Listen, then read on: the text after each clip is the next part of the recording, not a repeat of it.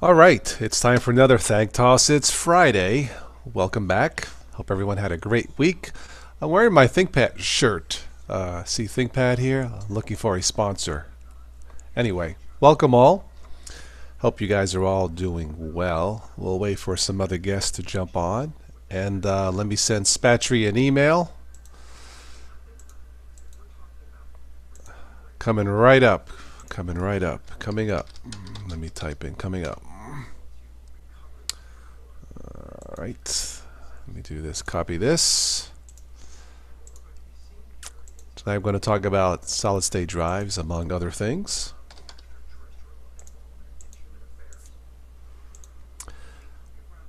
I bought my first solid state drive. I got it this week, and I'm impressed.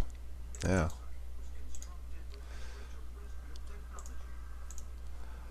All right, let's see, what do we have here? Let's have some other guests join in.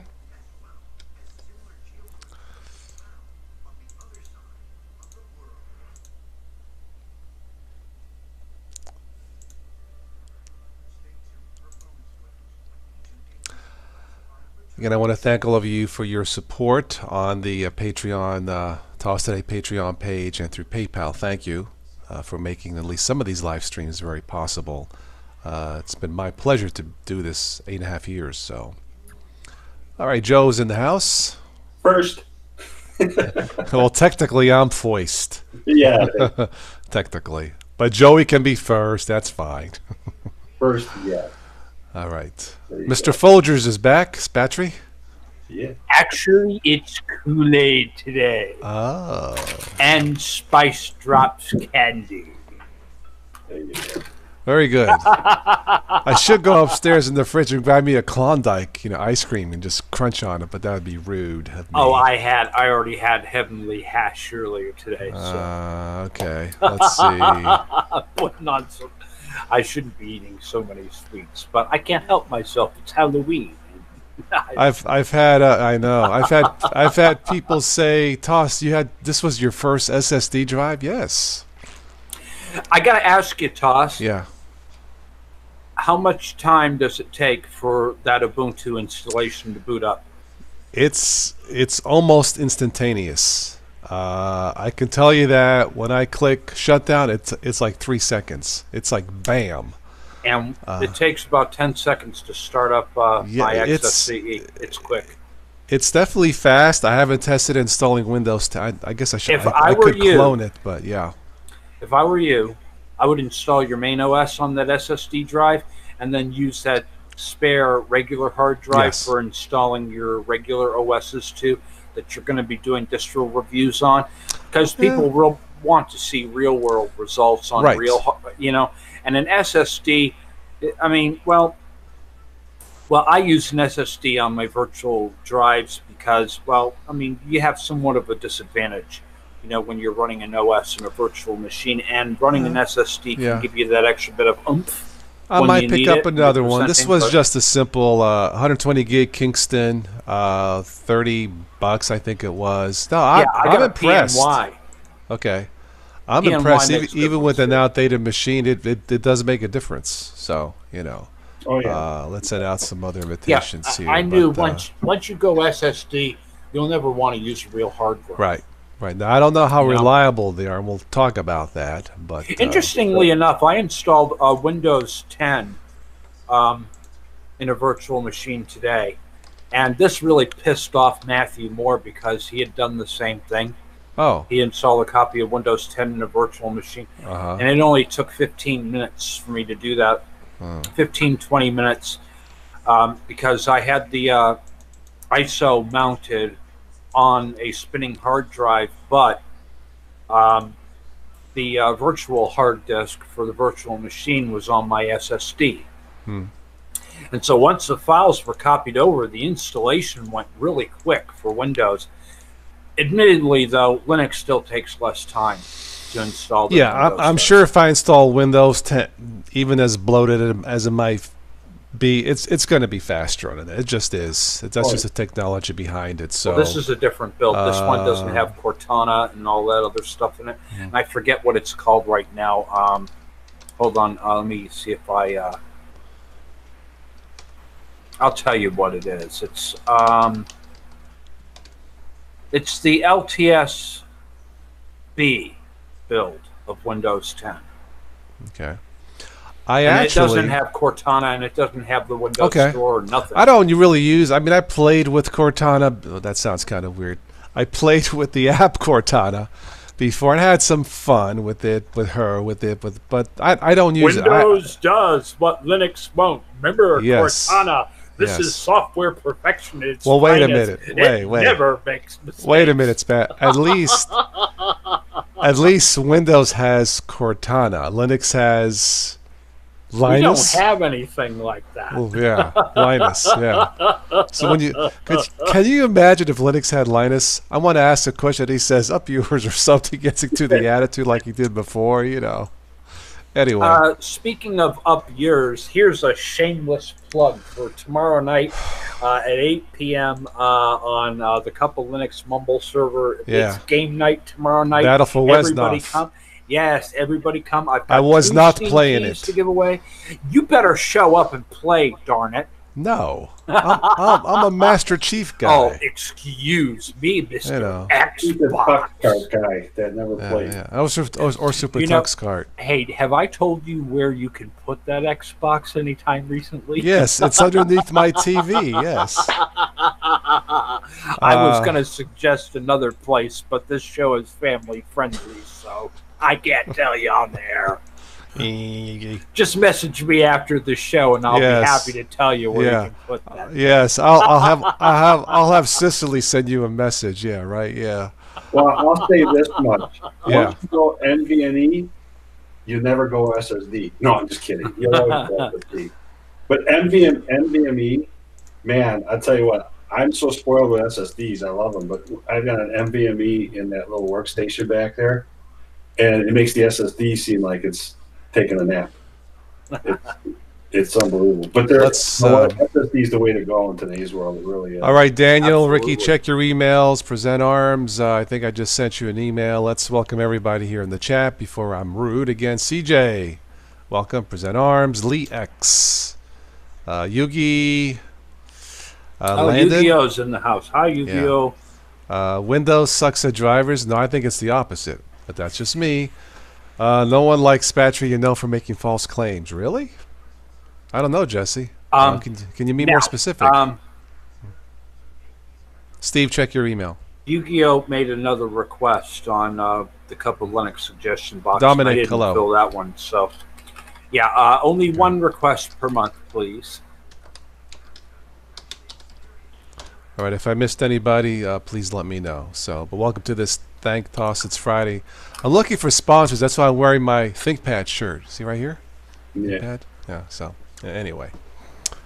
So if there's anybody in China watching this, hello. I don't know how to say hello in Chinese, but anyway. Hello, peeps. Present Arms. What's up, man? Hello. I'm good. Very good.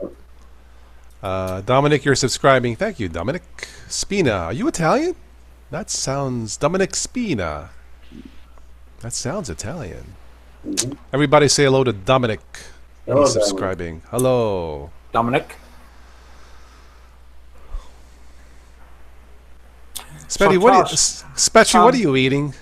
I'm having spice drops. Ah, okay. They're good. I love them. So tell me, what false claims have I made recently? I don't know. Who said that? Can you be more specific? Whoever said that? Yeah. Jesse. Yeah, I don't know, Jesse.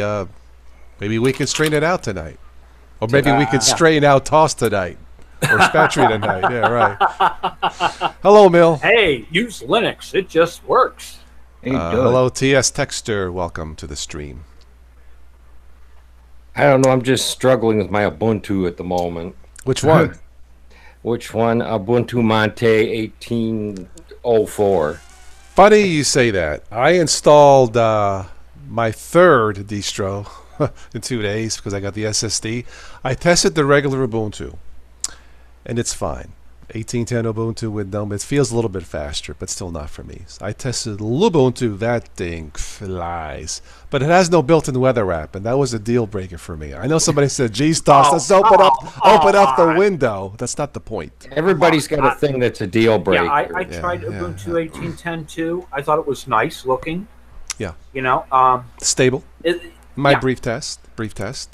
Now I have to ask you though, when was the last build that had Unity? Was that 1804 or what was the one before? 1604. Right.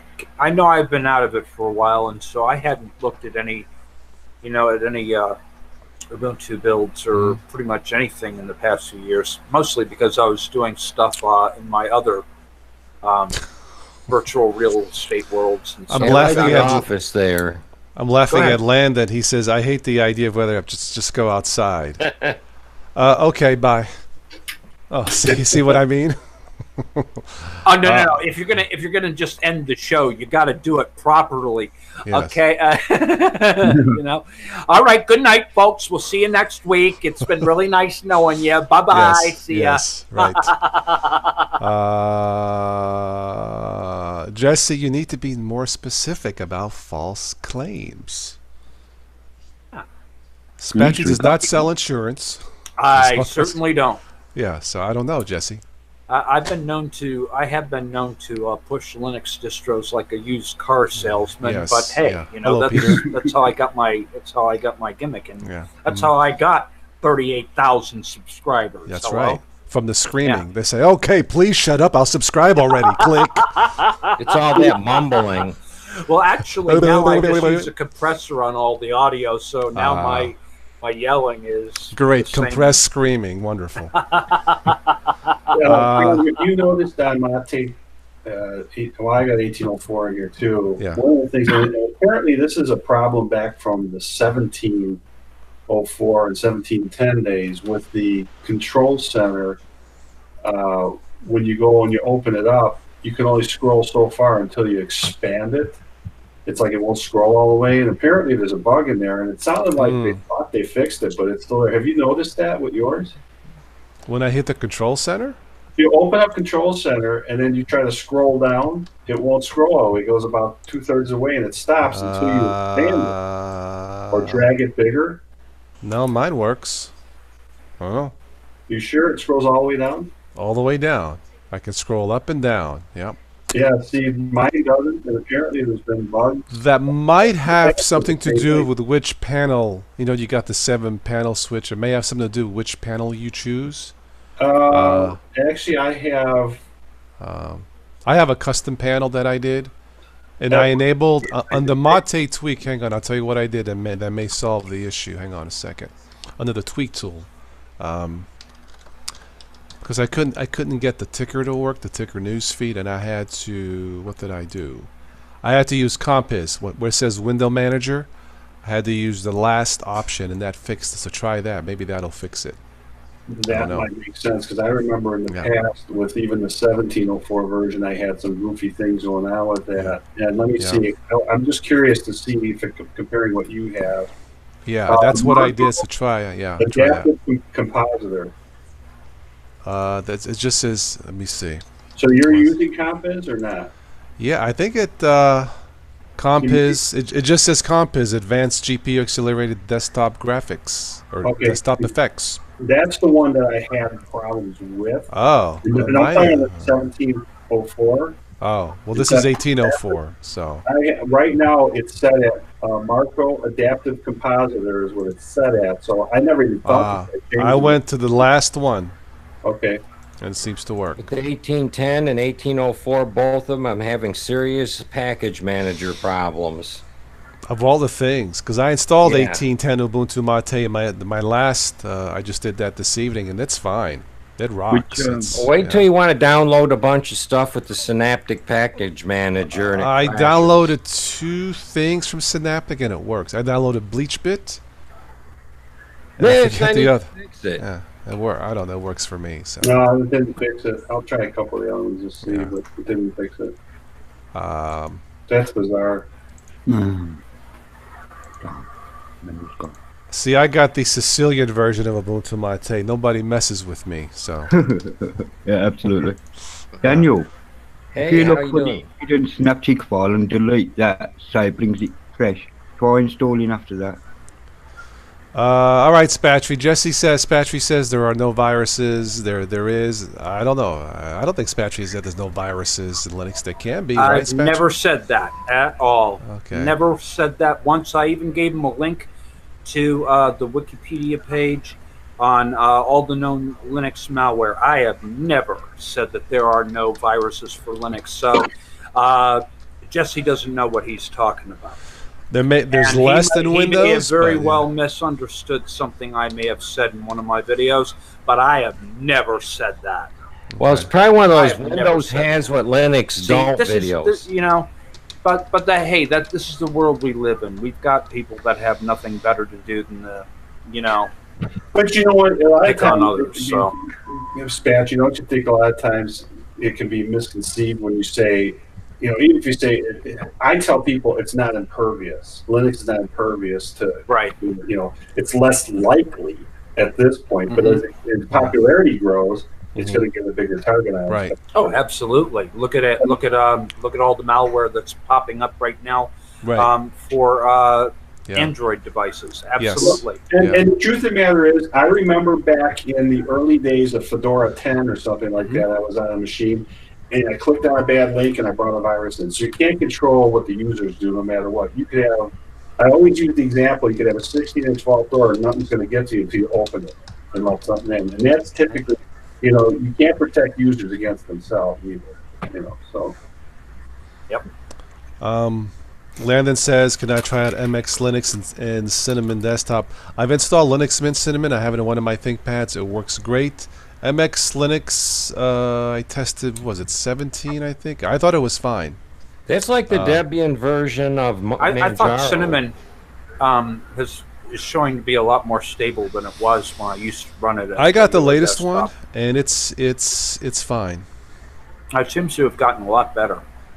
Although it is a memory hog, though. Okay, it's more than mod tape, but not that much more. Jesse, I think we clarified it for this evening. You are safer in Linux, but not impervious to viruses in Linux, Jesse. I think we cleared that up, hopefully. Hi, Ben. Yeah. Hi, TOS. Hi, Spatry. Was all mine? Hi, Ben. So everybody in the live chat who's watching, all 16 of you. Oh no, Ben's here! Everybody hide! I knew you were. And by the way, Ben is the developer of Manjaro Cup of Linux Edition now. And tell me, Ben, how many viruses have you loaded into that distro? 0. Who else uses SSDs here in the live chat was my question. Me. Yeah. Me. I don't trust them. Ben, do you have an SSD? Oh, really? Yes. Every computer I run. I can't hear a word he's saying. Hold on, I gotta restart. Either I have a hybrid drive, which has the speed of an SSD and the storage of a hard drive, or an SSD on every computer. Okay. All right. It definitely makes a difference. Now, let me ask you this, Ben.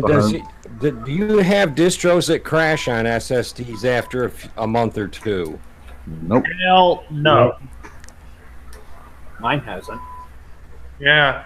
Every SSD that I've had, guys, everything works all the time. I've never had any Linux. I've tested 3 distros in a short period. And they work. I keep losing the Hang on, let me finish. They're ultra fast. They're kind of sensitive if you write too many operating systems to them at once, but if you only write it one time, and this is a true fact, if you only write it one time and not as often as most people do, they're sensitive? Let me explain, TOS. What I mean by that is if you write it too many times, then eventually the drive's going to die. Really? Yes, if you write to it too many... Okay, Joe's shaking his head. Explain. No, I don't necessarily agree with that. You can shorten the life of them. Yeah, you can shorten the life of it, but the thing is, well, after 5,000 times, I can understand that. Now, wait a minute. They always write inside of them all the time. As long as you have 5 volts applied to them, they move stuff around to keep the cells fresh. Some of them come with an additional amount of memory in them other than what they're advertised, just so they can do that. Yeah, It's recommended you never fill one all the way completely up. Modern SSDs don't have the shortfalls that the older ones have. When they first came out, I understand that people could burn through them quite quickly, but now I think they've got like now they have more protection. Several years of use. I got a question for you guys. After I hooked up the SSD, I was curious, so I checked the system monitor, and then I opened up the disk app to check the temperature. You know what it said? 100 degrees Celsius was my SSD. That's 200. That's the boiling point. I had to get my fire extinguisher just in case. What's going on? That's what it said. I think it's a misinterpretation of that. It had to be a mistake. It is a mistake. That's not right. It's 100 degrees Celsius, which is over 200 degrees Fahrenheit. Yeah, mine's running at 37. So. I mean, I heard about a hot computer, but that's ridiculous. But here's the thing. I think, the average SSD life, even if you wrote to it 24 hours a day, is 75 years. The reality of it is they're electronics. Right. You can be good and bad and everything. Yeah. If you were constantly reformatting and writing, and that's the one thing you don't want to do is format them all the time either, because that will short the cells, things like that. So it stacks its cells, and like you said, so it keeps it fresh. Now, can you damage them? Sure. Like in Windows, the first thing you should do is set trim in there. You should trim them. My understanding is the new, especially the later distros of Linux, has trim already set in there. I don't remember the exact command line or whatever, but there's a command line after you research it for checking to make sure your trim is set in SSDs. And what that does is it protects it from those rewrites over and over and those same cells. So is it a special trim app? Because how does that? Because this is still new to me. So it's I'm not exactly clear on how to explain how it works. But bottom line, what I'm understanding is it's how it assigns the data that's being written to them. And it doesn't, so you're not doing what you're talking about rewriting. And that, here's another thing. Let me back up a second. Yeah. The one misnomer used to be that, I shouldn't call it a misnomer. They used to say you never. What is it that Windows has to do with the defrag? Yeah. And then if you watch PC Per, they'll sit there and say there's a guy, I can't remember the general's name off the top of my head. I'm doing real good in my memory tonight. But anyway, that you can. But then since then I've heard you can't. So to me, the safer route is you really shouldn't defrag because it's not necessary to defrag. That I remember. And even though the theory is, or the thought behind it is that you can, it's not going to damage because it defrags differently than a regular spinning drive, I still would not chance it because I have never defragged a drive. The oldest SSD I have is from 2013 right now. And I started out with Windows 7 on that. That thing's had, I don't know how many different distros on it. And right now, I haven't got it used right now, and that's only recently. But it's Seagate. I actually have Samsung 850s in here. I've had Western Digital Blues. I've got a PNY 120 in my test machine. I still come back to, I think a lot of these, like most electronics, are made by maybe just a handful of companies, and then they're rebranded. But the truth of the matter is, it's like any other electronics. The downside to it is if it's going to fail, there's no warning. At least with a mechanical hard drive, most times, not always, but most times you will get some kind of warning, whether it's a whine, high-pitched whine, or a click, or something like that. But then the trade-off is the speeds and that kind of thing. Like Western Digital Black would be one of the faster ones. They used to have the 10,000 RPM drives and stuff like that.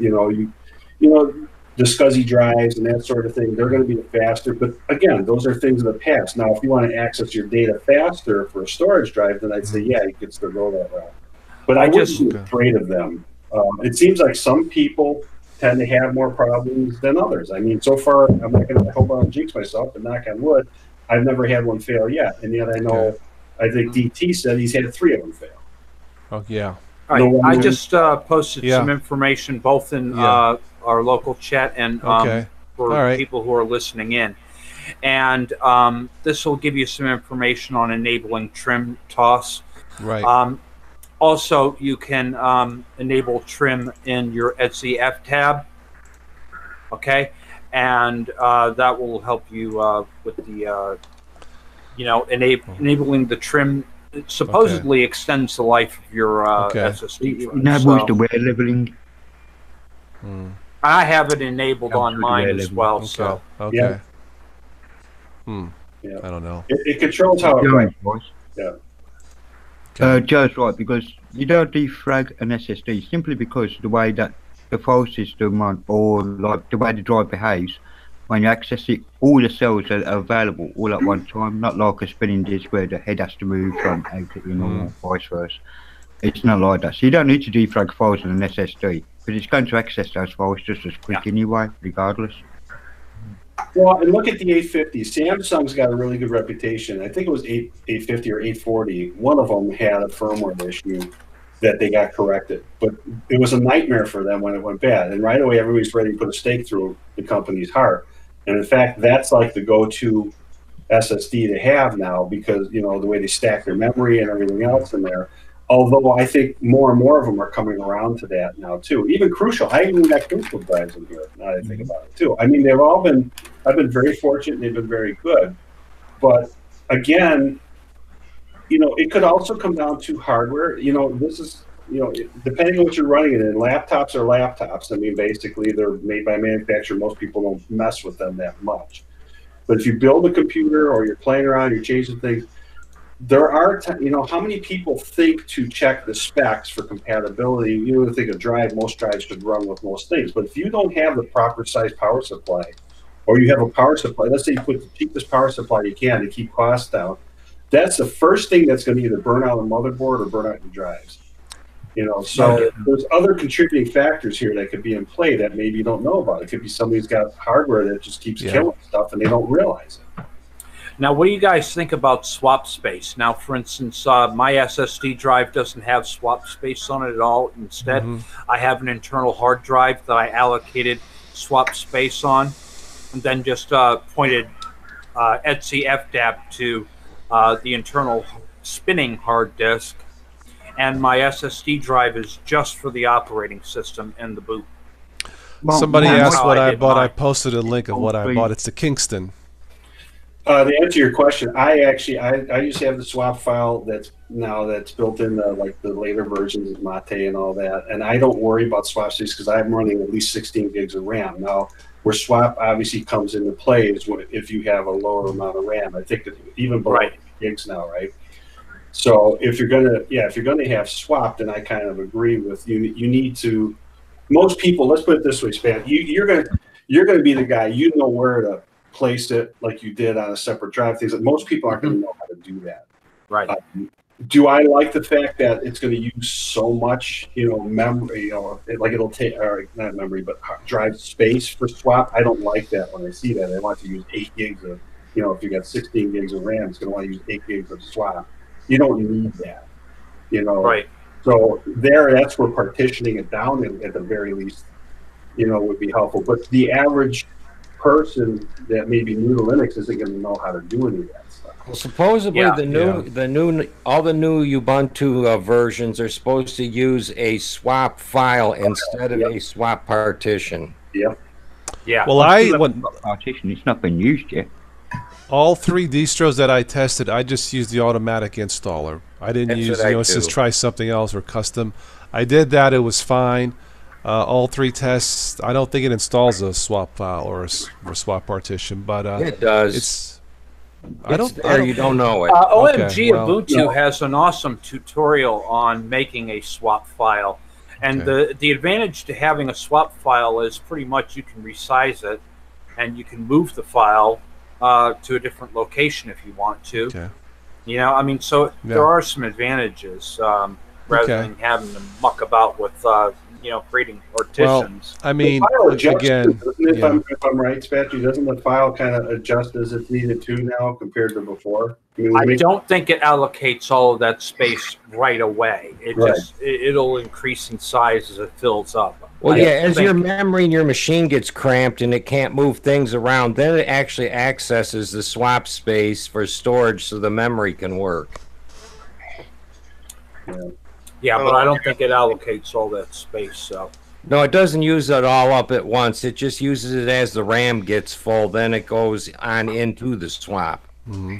So will that file shrink down in size again then when it's that? I don't think so. I think it'll enlarge but expand, but I don't think it reduces. If I'm my understanding. Now, again, I haven't looked to see if they've changed that, but as of a few months ago or several months ago when we first started talking about that, I think it was right around the holidays.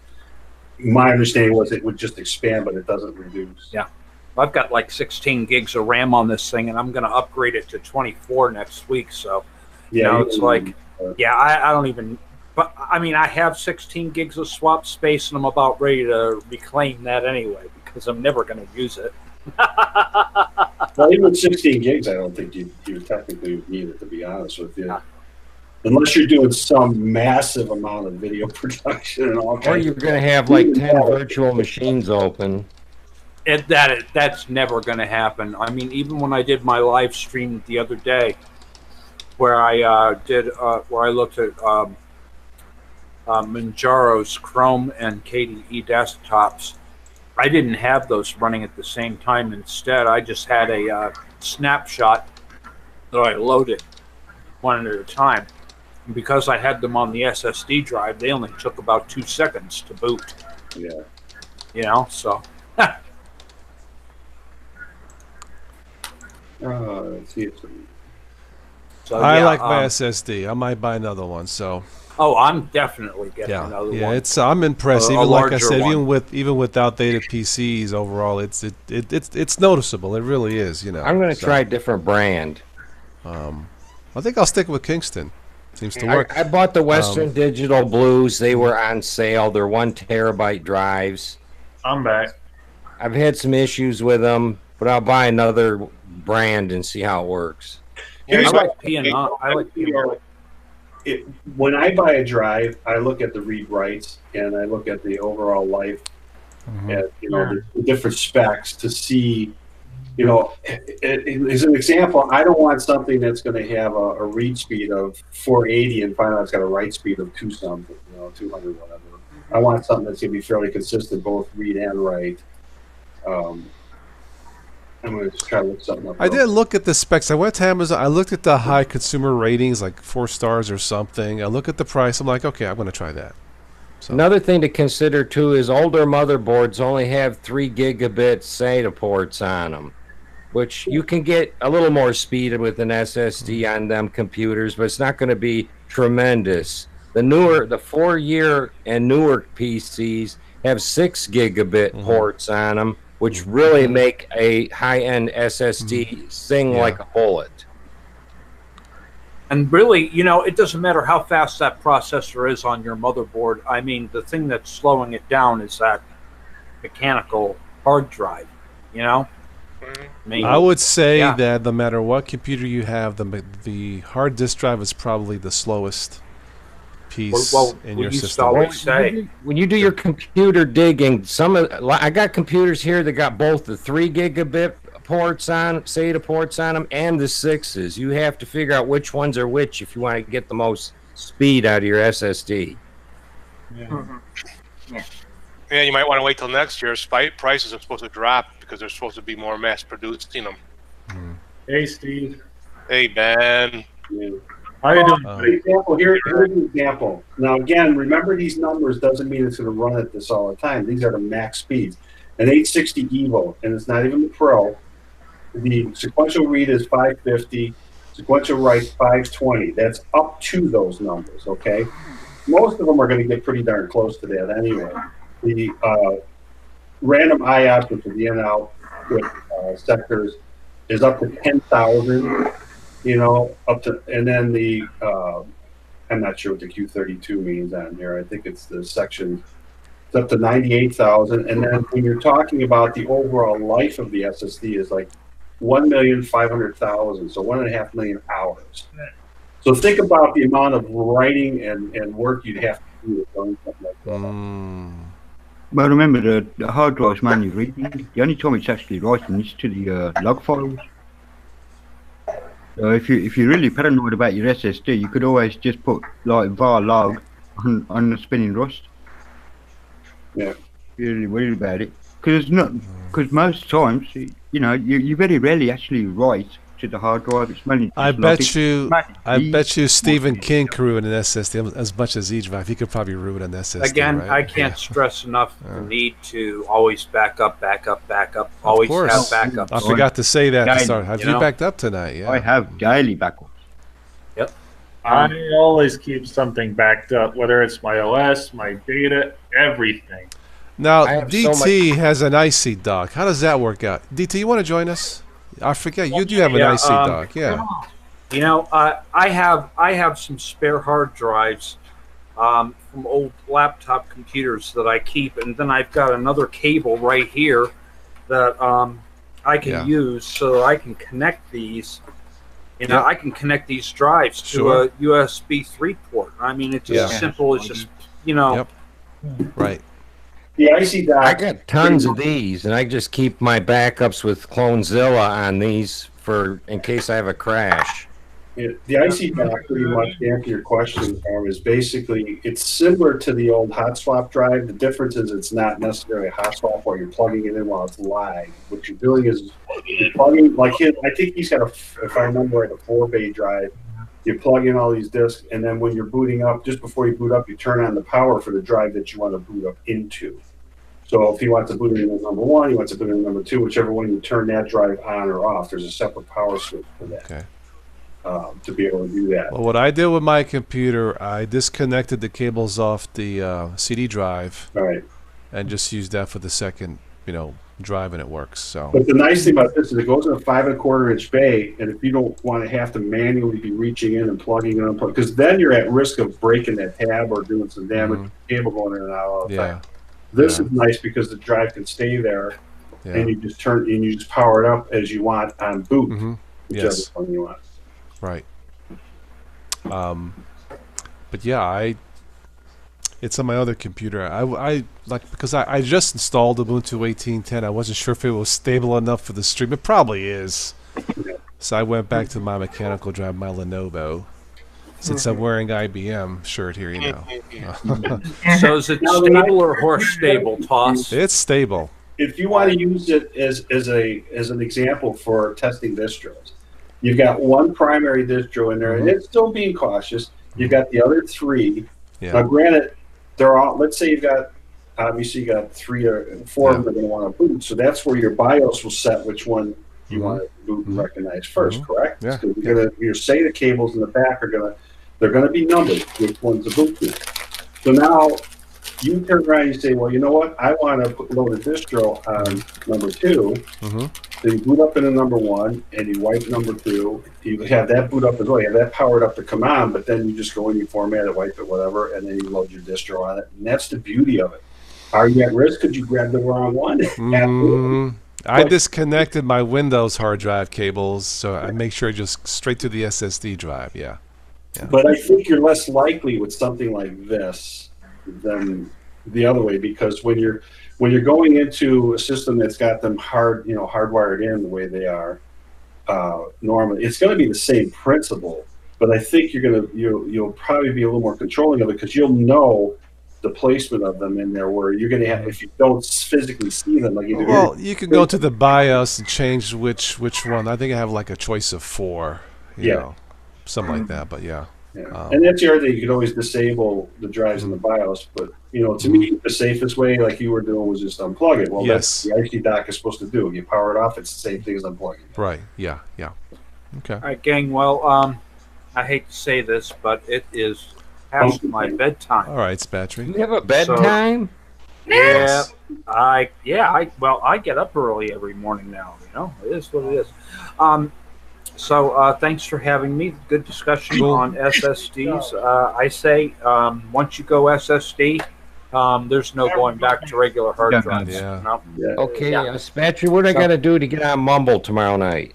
Just show up and I'll be there tomorrow and I'll register you. Okay. I didn't realize there was special keys and all that to get in. Yeah.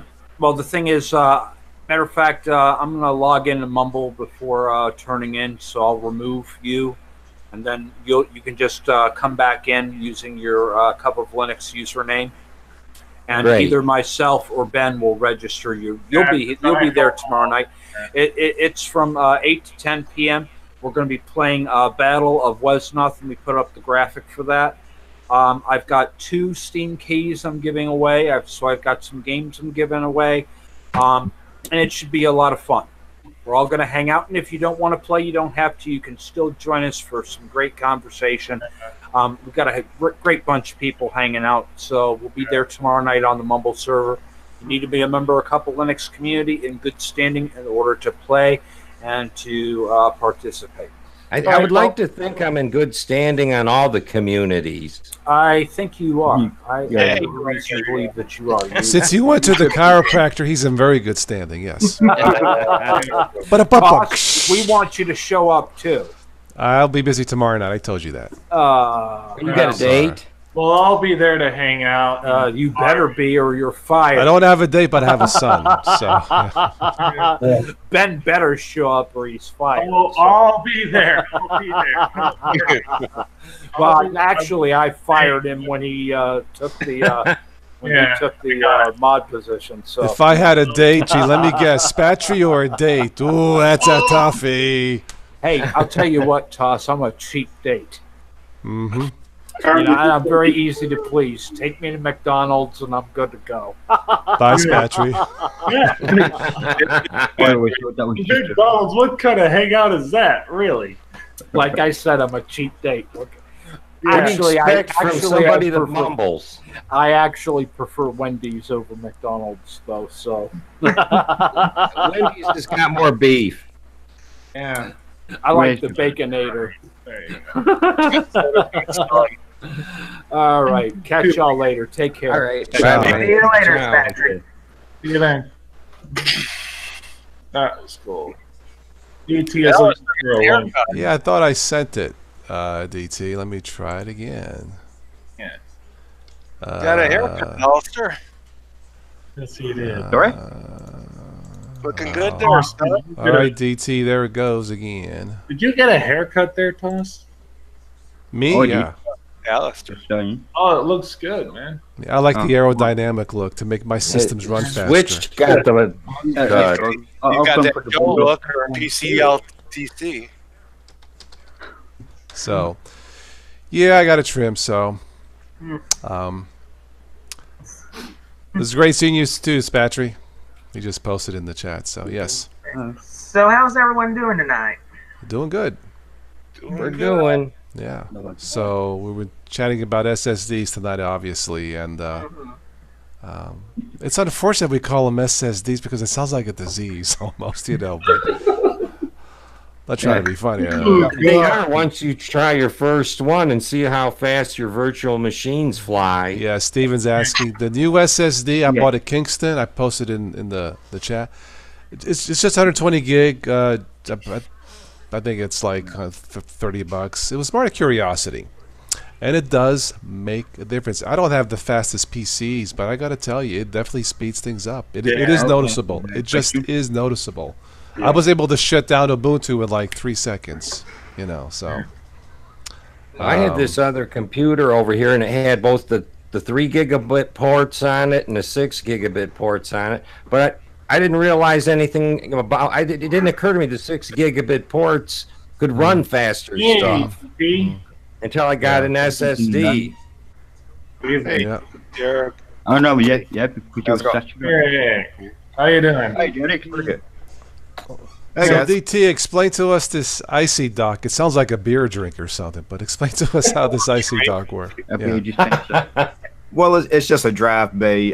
Yeah, kind of like a swap. Yeah, Joe had mentioned something about it. Yeah, so yeah, basically, if you have an extra drive bay on your tower, or if you don't need your optical drive anymore, most people use a CD or DVD drive. Take that thing out, And in that empty spot, you plug in this IC dock, which can hold 4 SSDs, or in my case, 6 SSDs. I got the 6 SSD model. Okay. And that's just 6 extra drives I now have on my machine.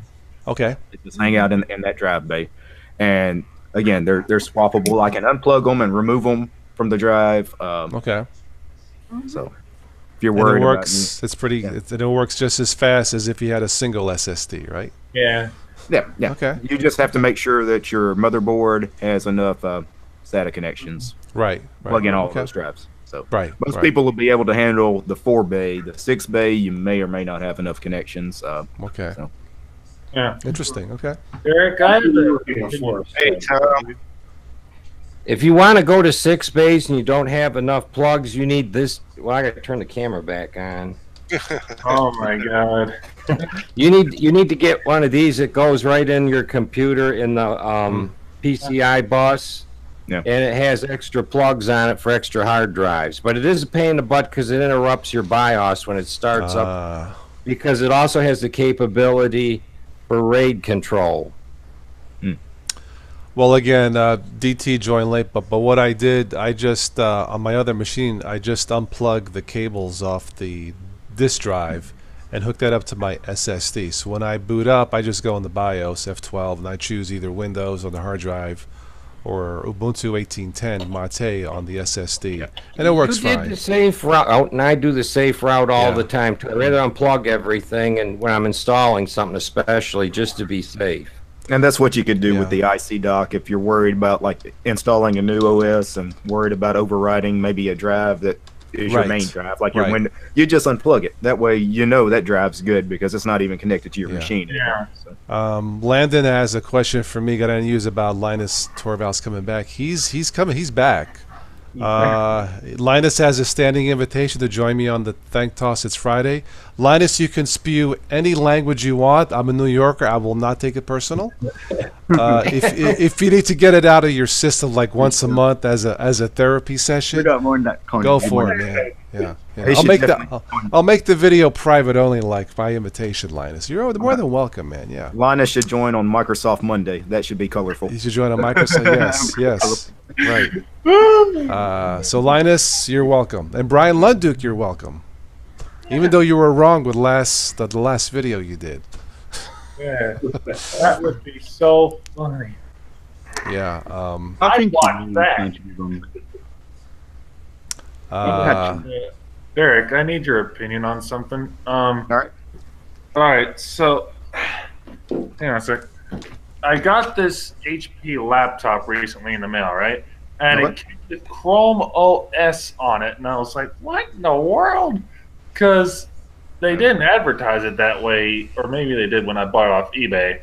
And so I booted up, and I noticed that it was booted into Chrome OS. So what I did was, well, this is a funky story, but I tried switching the hard drive to an SSD, and in the process, I munged up the capacitors that connect the hard drive to the machine. So I had to put in a caddy for the optical bay to get a hard drive in there. But anyway, so I ended up just throwing a 500 gig or a terabyte hard drive in there, and that was it. So that's what I left doing. Sleepy Eyes Vince says the IC dock can come as little as 2 bays. Okay. 2 bays. Yep. Yeah. So yeah, Derek, what do you think of it coming with Chrome OS on it? That is strange. That would have freaked me out too, because you don't see like regular. I know why. Right. I know why it came with a Chrome OS on it. You got it from eBay. You got it from a bulk seller. The bulk seller couldn't put Windows on it because he didn't have a valid license key he could pass off to you with the Windows. Right, exactly. And there's no Windows tag on the bottom of this laptop. Yeah, he peeled it off. He should tell you what OS is on the machine, though. He should tell you if there's no OS. I mean, exactly. And in the listing, it even said it came with Chrome OS. I'm like, what the heck is this? And here's the sad part: if you take on the old HP that I had, the other ProBook, it came with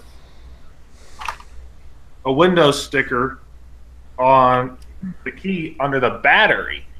Yeah. But then on the bottom of the little cover here, where the hard drive was, there's a little Windows 8 Pro sticker right here. Right. Yeah, and a lot of machines. Originally, this came with Windows 8 Pro, but my guess is before I munged up the drive bay, what happened was there was, I assume, a Windows 8 license already on this. There usually is a key, but not actually on the laptop itself. You'll find it in the BIOS, in the UEFI. And when you install Windows, it automatically picks up the key for you and also registers. Little capacitors, these little pins, got all munged up. So I can't really put a hard drive in that space, even if I wanted to. I mean, sure, I could like tape it down or something, but then it still wouldn't connect because those little connectors are just like all fried. So there's no way I'm going to get a hard drive in there anyway. Yeah. I've noticed a lot of sellers on eBay, when they sell machines that old, something that came with Windows 8, usually they don't even include a hard drive because they know you're going to upgrade to a SSD anyway. You're going to install your own OS. So they just advertise it. He included a hard drive just for something to throw on there. And when I took the SSD in there, it munged up the pins. So I was like, okay, forget it. I'm just going to put this in and call it a day. Because, I mean, there's no way in heck I'm going to be able to bend those back. No way. Not at all. Before I forget, if we have any newbies in the chat to Linux, please say hello. Hello, newbie. Yeah. Don't be scared. Yeah. Yeah. We don't bite. Even though it's Halloween, we do not bite. No, back then maybe. Free DOS if there's a hard drive. In fact, I haven't even seen the Halloween movie. Oh my god. What? The original Halloween movie? No, the remake. I guess it's updated, I don't know, from the one 40 years ago, and it's made like $70 million the first week, and it's don't spoil it for me. What happens? Hi, Stephen. He says hello. Stephen, if you're new, everybody say hello to Stefan. Stephen. Hello, Stephen. Hello. Great name. How do you spoil a remake? I don't understand how that's even possible. You get a new kernel. After get this store new Where's battery? You said we didn't bite. Good old bite. Hello, Anarita. How are you? Mike W. Mike says, I like your costumes, guys. Well, I got my ThinkPad costume shirt on, looking for a sponsor. Hint, but My nephew's getting married tomorrow, and it's actually a costume wedding. Okay. A costume? Yeah. Joe, what are you wearing, Joe? What costume did you have on? What mask? Wally White Goat. Everybody say hello to Wally. Hello, Wally. Hey. Come on, don't be shy, newbies. Rise up. Revolt. The thing about this one is it's transparent, so it actually lets some of your skin show through. Oh, jeez. Oh, wow. Okay. So That's a good one. Yeah. That's a nice mask, Joe. I didn't realize it was at first. Oh, Joe, put it back on. Yeah. Okay. Scare the newbies, why not? And he took the mask off there. Oh, jokes. You got it, use it. That is pretty good. It is. It gets hot in a hurry. Yeah. I bet it does. I think we just scared away 10 newbies. I'm sorry. No, I'm just kidding. I thought this was But Thrown at me. Yeah, we scared all the newbies. those of you who introduce yourselves, if I may ask, what Linux do you use? Or did you try Linux and didn't like it? I'm just curious. If you want to share your thoughts, please do. I've tried a few Linuxes I didn't like over the years. Just a few, yeah. In fact, it was very stressful. You could see he lost all his hair from the stress. No, but Eric, maybe you know this. I asked Carmine earlier with Mate, and because I noticed there were some threads of 1704 and 1710 having issues with the control center scroll, where you really scroll 2/3 of the way down and it stops. And he thought, well, maybe changing to compositor or whatever. I tried that, and of course, my dock got wonky a little bit and stuff like that. So I went back. It's Marco with compositor I've been using, but nothing seems to be changing it. Do you have any clue at all with Mikey? I thought about trying the bug report, but I thought maybe if there's a simple fix. You're talking about Mate? Yeah, because if you expand the control center, everything's fine. Then it'll scroll. But if I don't, it won't, you know. Or Mine works fine. I'm a Mate user, and mine's I got mine set to the Redmond tweak. Okay. Yeah. You know We what? have, Now it's scrolling. I don't get it. I opened it and put it back. Now it's scrolling. It's bizarre. Okay. Redmond Wally uses looks more- Peppermint 9, and Stefan uses Manjaro. Really? Arch-based? Oh. Oh. Well, I'm on Calculate right now, guys. Oh, I'm actually trying a distro that I've never tried before. Oh, shoot. Arch Labs XFCE. Arch Labs. Arch Labs XFCE. I don't have a good. Manjaro i3. Who uses i3? Yeah, that's what I'm using. Manjaro. That's right. Okay. Switch is due to Linux, you use Mint. Well, Switch has no clue what he's talking about. No, I'm just kidding. Switch, you want to join us, by the way? I'm sorry. I think he asked you a half hour ago. Oh, okay. I'm sorry. Hang on, Switch. From each stream, I think. I missed it. I don't know. He smokes Mint, he means. Yeah, right. All right, Switch. Here we go. Here's a link. Join us. Yeah, it would be interesting to hear from Tom about this Linux Mint thing I've never heard of. So. I use mint leaves. I make a special drink. I put in water, a slice of lemon, and mint leaves. And if you can see the green in there, but Mint tea. yeah, Very nice, that's mint tea. it's supposed to help you burn fat. I don't know. Just a splash of bourbon. Just That's right over. If that's off camera, you can't see it. I'm just kidding, but it's actually whiskey bottle. They have it. I got to put it away. But anyway, there's a bottle of Jack's at the side. Yeah. Is that where the Bourbon Street name came from in New Orleans? I think it came from a guy who was drunk. I don't know, but so those of you, the two people you use, what made you pick those distros? Peppermint. What was the other one? Manjaro. Oh, by my suggestion, well, okay. Well, Peppermint is good.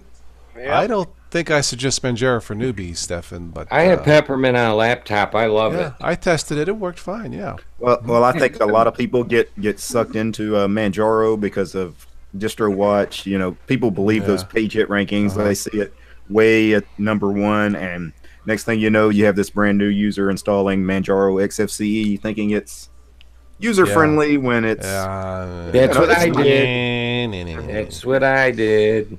Mike W uses Linux Mint Menthol Edition. Oh, really? Menthol Edition. Is that by Marlboro or?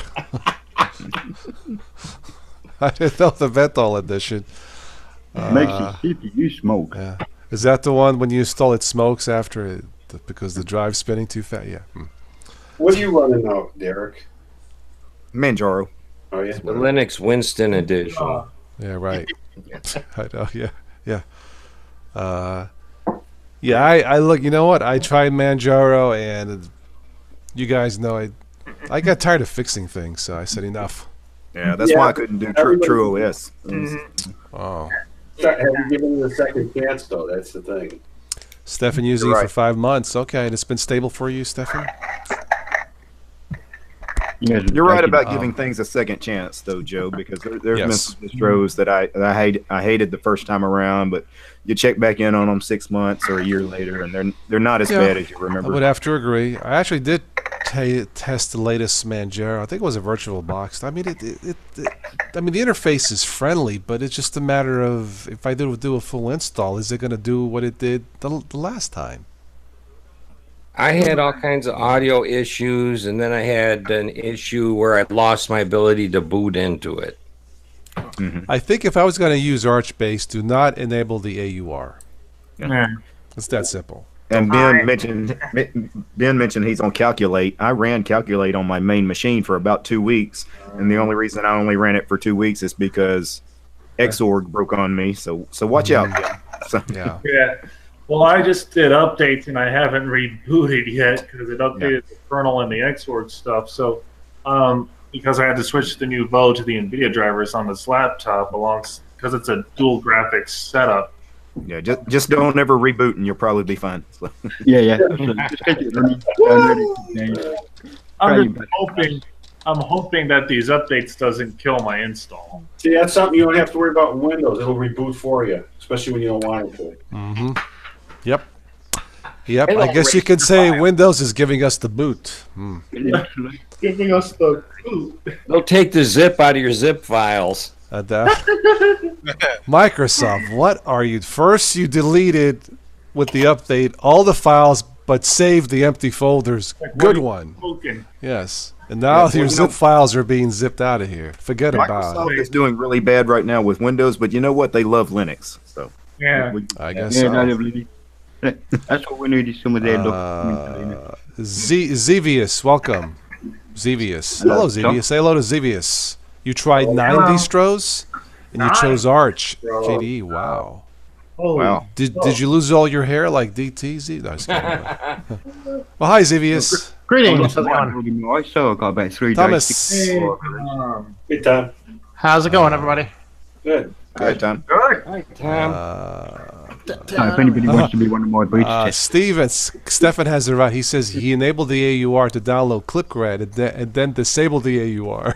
Very good. Yeah. Yep. Smart. That's why it's been stable. I think I enabled the AUR when I tested it. Yeah. Without the AUR, there's a lot of niche files. You're not going to be able to get a lot of niche programs. Like if you do audio work and stuff like that, I wanted a program called Easy MP3 Gain, and without the AUR, I couldn't get it for Arch or Manjaro.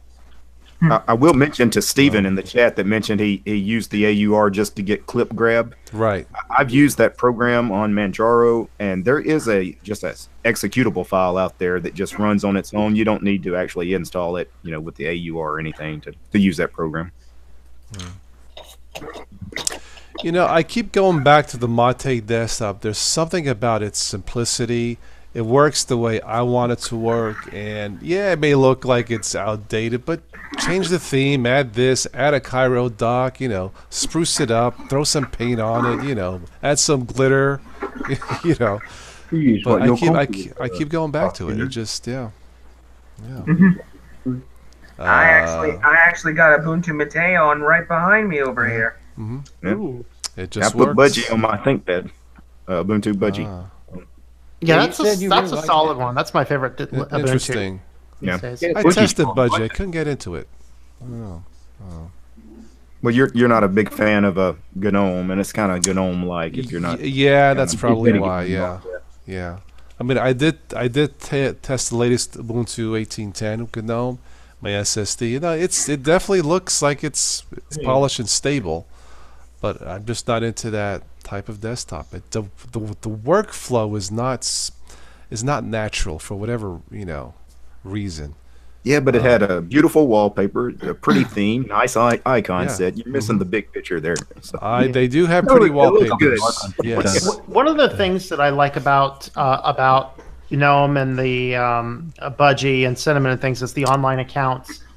If that's something that you're into, which I don't generally use a lot, but if you do need those, particularly with Nextcloud, Nextcloud syncs perfectly into Budgie. And GNOME and all the other ones. Yeah. My only problem with Budgie is that you still can only have a panel on one monitor. You can have multiple panels, but you can't have panels on different monitors. That kind of that'd be a problem. Yeah, if you have a lot of monitors, that would be a problem because you can only use. Thinking, is that a GNOME thing? Cinnamon does the same thing, I think. Oh no. I'm not sure. I don't know. Let me look at my settings real quick because I'm on dual monitor on Cinnamon right now. Let me see. The Deepin desktop environment is the same way, and that's one of the things that keeps me from using Deepin is you can only have a panel on one monitor. Is it a GTK thing? Yeah, I'm not sure. Because that's what's all linking them in my head anyway. They're all GTK based stuff. Are you talking about two different panels, Derek, or are you talking about expanding? You can have multiple panels, but they all have to be on the same monitor. That makes sense. You can't have like a panel on each of my 3 monitors. It won't let you do that. I only like a panel on one monitor and a single panel at that. I don't know. I just got one monitor, one big 32-inch is kind of too big. It's right here. I have to crank down the brightness, but I don't know if I would want to go with two monitors or just go with one where everything is right there in front of me instead of doing, you know, this. So yeah, you're hosting the show, and the rest of us all got a war room. Okay, so Derek, on Cinnamon, you can define separate panels on separate monitors. Okay. So I just added. So I have my primary one on my primary, and then I just went ahead and added a second panel, and I basically had to add to the bottom of the second monitor. Yeah. So, well, I would expect. Yeah, Cinnamon's a little more mature than Budgie and Deepin. So. Yeah. Now I got to figure out how to delete this panel because I don't want it. How do I delete a panel? I don't know. Yeah. Right click on it. All right, hold on. It's easy to add panels in Mate. Next panel. Yeah. I used to have 3 monitors, and I do kind of miss being able to just throw a video up over here or whatever while I'm working and need the space. I actually been talking about going to a 43-inch monitor, but I know Zeb says, "Oh yeah, but it's too much." Which there is a truth to that, because if you're if you got to look your eyes up over here, but if you're looking for dividing up what would be the equivalent of 4 22-inch monitors, if you want to have 4 panels up there, you put the stuff that your workflow stays down below here. And the other, again, if you're watching a YouTube video or a tutorial or whatever, something that you don't have to be focusing up there on, then it's not necessarily a problem. It's how you do your workflow on it. Because I got this 34-inch, but it's just not big enough to split stuff on here the way I want sometimes. Because, like, an example, like these Hangouts or these live shows, you got the show over here. Well, I used to have it where I'd have I'd monitor the YouTube, the live feed on one monitor, and I'd have, maybe the chat open over here, and then I could focus on the camera instead of feeling like I'm always looking down in the corner instead of looking up straight ahead. Or I don't know. It just, once you get used to having them, it takes a lot. You can't go to not having them anymore. Is there a limit to the amount of monitor? Because I just had a joke or a thought. If I was going to do it, I would have a ring of monitors around me, so I could talk to Tom on this one and then do this. I got DT here. I got my co-host Tim's over here, and I don't know about Linux, but in general, it would be dependent on your graphics card. So, like, my graphics card can have 2 monitors, but the graphics card, I can actually put 2 identical graphics cards in here, and I should be able to support up to 4 monitors. If I was going to do it, I would maybe go 2, and that's it. Just split them that way. But there is a device, and I can't remember what device it is. If it's Google or whatever, it actually does a 360 like a camera. So you can basically look and yes, Kyrie, I actually have a 34-inch ultra wide monitor. Curved. So you have a 34. Okay, no, this is just a standard. This is a AOC. I think AOC specializes in monitors if they're still around. But this is a 32-inch, and it's just a little bit too big. I mean, it works. I took this out of storage because I had a 19-inch, and that was too small. Yeah. So I had to crank down the brightness down on this. I mean, it's right here. It's like, but anyway, but it works. I run 2 AOCs, and they're really good. They are, yeah. The one that I have here, my other one here, not that one, this one. Yeah. The green one, that is a 27-inch Acer that is only like $100. That's not bad. And it is a really good monitor. I am also running AOC monitors, 3 24-inch. I saw one at Walmart by LG. It was 27-inch, but it was like extra wide, it seemed. Well, they look kind of different, yeah. Curved ones, the way they're designed, and then the fonts get smaller. And that was also Zeb's complaint too. Now, I will say I had a 24-inch sitting to the right of this still, which I brought to my wife's office. I gave that to her. The frustrating part is the DPI being different. And every time I drag something across, you got this font that's comfortable on this screen, and all of a sudden you get over here and it's this big, and it's. And I have noticed that. Yeah, it still was a hassle. Plus the hue difference of the colors and. So to me, that's why I thought, I'd rather just have one big one. So this one's going to go in by my workstation eventually. And I'm going to try the big one. Hopefully it's not going to be a mistake. I've got enough depth on my desk, but it's like you said, that's the other downside. Yeah. I've got a big curved corner here. Yeah. So I've got room to go back. I've measured, and I should still be Yeah. back. But I do, for the first time, which it's taken me getting used to, I've actually set this to what they call a comfort mode because they're all pre-calibrated, and it gives it that little yellowish tint. And I have noticed since I did that yesterday alone, my eyes have not been bothering me like they do after a while. I just cranked down the there's like a temperature like warm, cool, something. Yeah, the warm is usually more yellow and it's easier on the eye. I think that's what I think, but I just cranked down the brightness, crank up the contrast, or something like that, and it's serviceable. Now the only thing is, if I hook up this via HDMI, I mean the fonts are like squished. It's awful. I had to use the VGA cable. But at least everything's normal. Sizes in here, but it gets a little tricky and it takes a little bit. Yeah. Anyway, but it works. This thing is almost 10 years old. It's super reliable. I mean, I'm very happy with it. Now, I think TOS. I think you would like the workflow with having dual monitors or even triple monitors, because when you're doing something like you're doing right now, you can have OBS on one monitor. You can have OBS going, and then you can have Hangouts on a monitor. You can have YouTube chat on a monitor. And that way, it's not you're not constantly switching between windows. You've got all that information available to you. One other factor, though, that I want to mention here that would be a potential con, and the reason why I'm going to one as well, or I had done what I did, is with 3 monitors in a 9.5 by 10 room, especially when the other ones were slightly older, the heat and the heat, power sources, okay, heat from them. Plus interesting. Going. Wow. Like this monitor, I haven't hooked it up yet. I have my little 22. Well, Joe, this is what you need. Then a nice Panasonic oscillating fan, man. That's what you need. Speaking of heat, us Italians are so hot, man. I got to keep cool, But this, even with the computers here, you can see there's 2 different size towers now. I used to have both of them the same size. But my goal. I bought this monitor to be able to run 2 computers off of 1 monitor. It has that capability, and I haven't done that yet. I've got to get a display cable set up. But that's why I went to the Cube, because I wanted to see how well that thing's going to work. And if it keeps going the way it is, I may build another one just to use that in here and get rid of the other work computer. And it's about keeping the heat down, because that's the only other downside to having multiple monitors is when you're in a smaller room, it gets a bit toasty. Well, I have a ceiling fan in my room. It's a pretty good size one, and it keeps it pretty comfortable in here, even with all this high-end hardware screaming. Yeah, this is the only room that I don't have a ceiling fan in, believe it or not. So I don't have any issues with temperatures. Maybe it's just the way I have my office spread out, that there's just a lot of heat dissipation. But how big is the room, though, too, Tom? What's that? How big is the room? This is probably the biggest room in the house. I mean, it's. Yeah. I mean, I made it that way. It's. Yeah, I can confirm what Joe says. I'm in a very small room here, and he's right. These 3 monitors heat up this room. There's a noticeable difference when you walk out of this room. You live down in Louisiana, right? You got enough heat to keep the gators happy.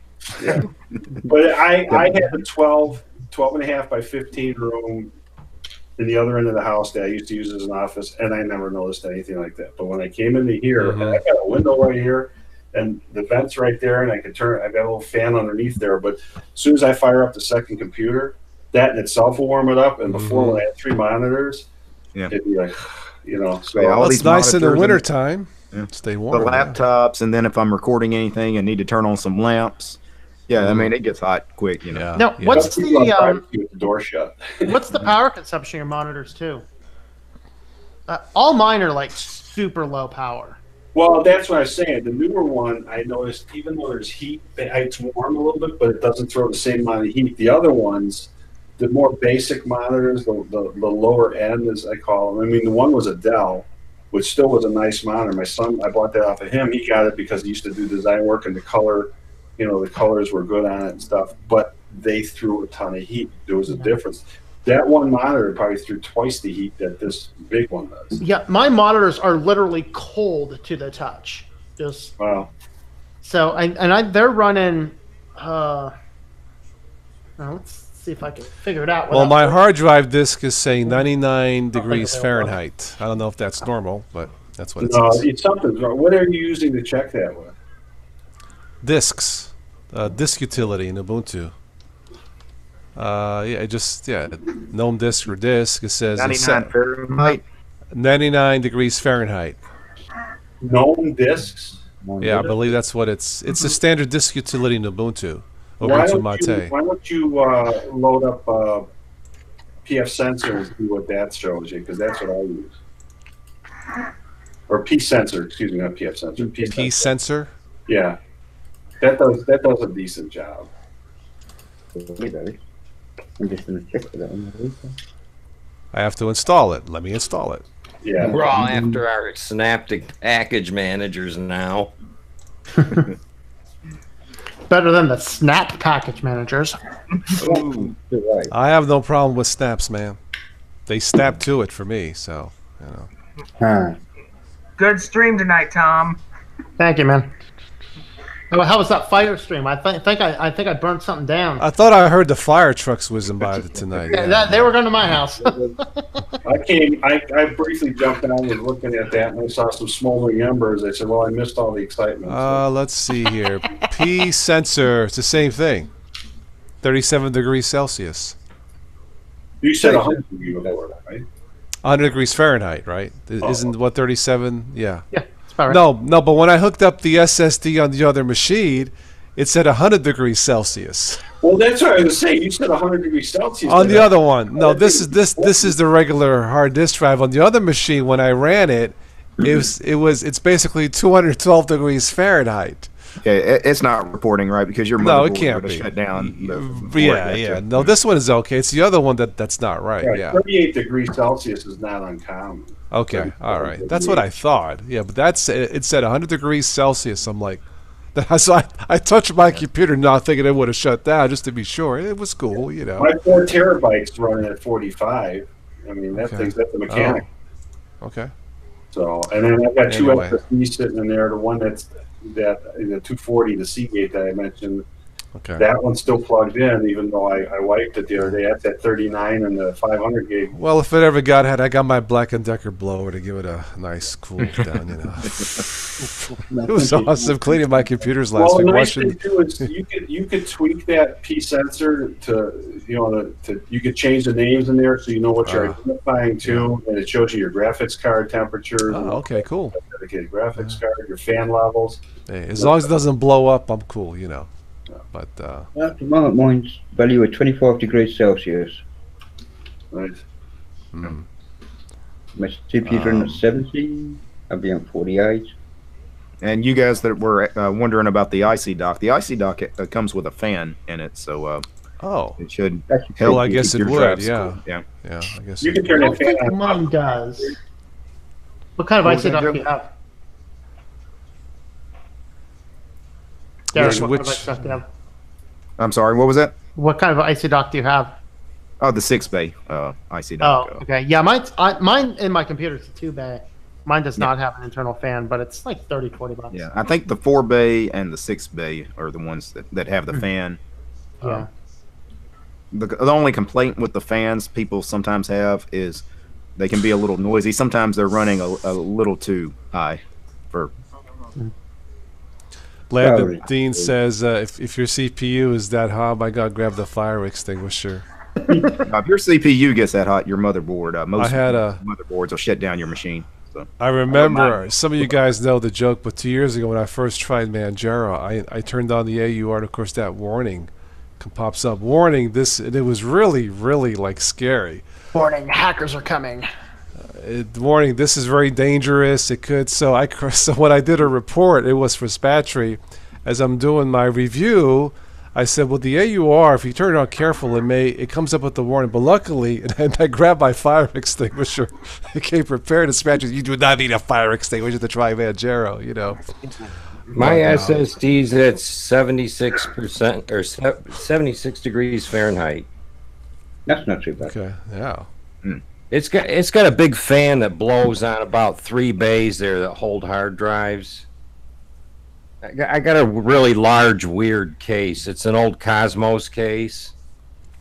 It's about 28 inches high.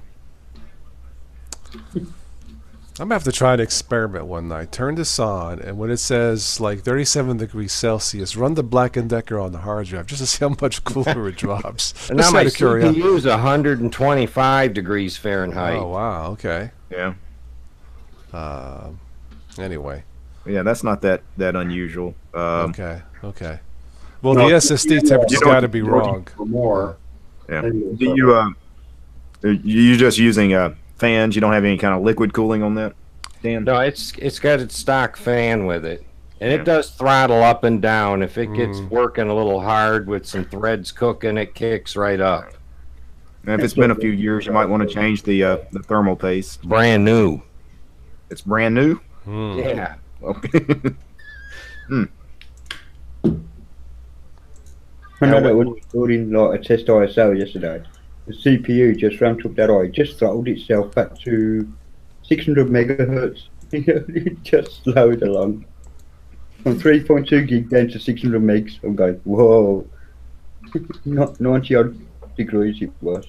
Bless it. This is a really awesome tool. Yeah. Sleepy Eyes in the chat is asking us if all our CPUs are running hot. Are we sure that we haven't been visiting bit mining sites of any kind? That's just the work we do. Not that I'm aware of. 100 degrees is not necessarily hot. I mean, when you get up past 140, 150, then you got to start to get a little bit. Yeah, well, mine's measuring in Celsius rather than Fahrenheit, you see. Yeah. 96 Celsius, it was cooking. My CPU is at between 39 and 40 right now, hovering, so. My CPU is basically, I have my system info right over here on my screen here. It's averaging around 53 to 47%. So those of you who run SSDs, do they run cooler than a hard disk drive? Yes. Yeah. Yes. Okay, all right. I don't know why mine said 212 degrees. But... My mechanical drives are running right around 89 degrees. Okay. Yeah, if yours was 212, it'd be melting. Right? That's what I thought. I was like, wait, let me touch the computers to be sure. It was fine, but yeah.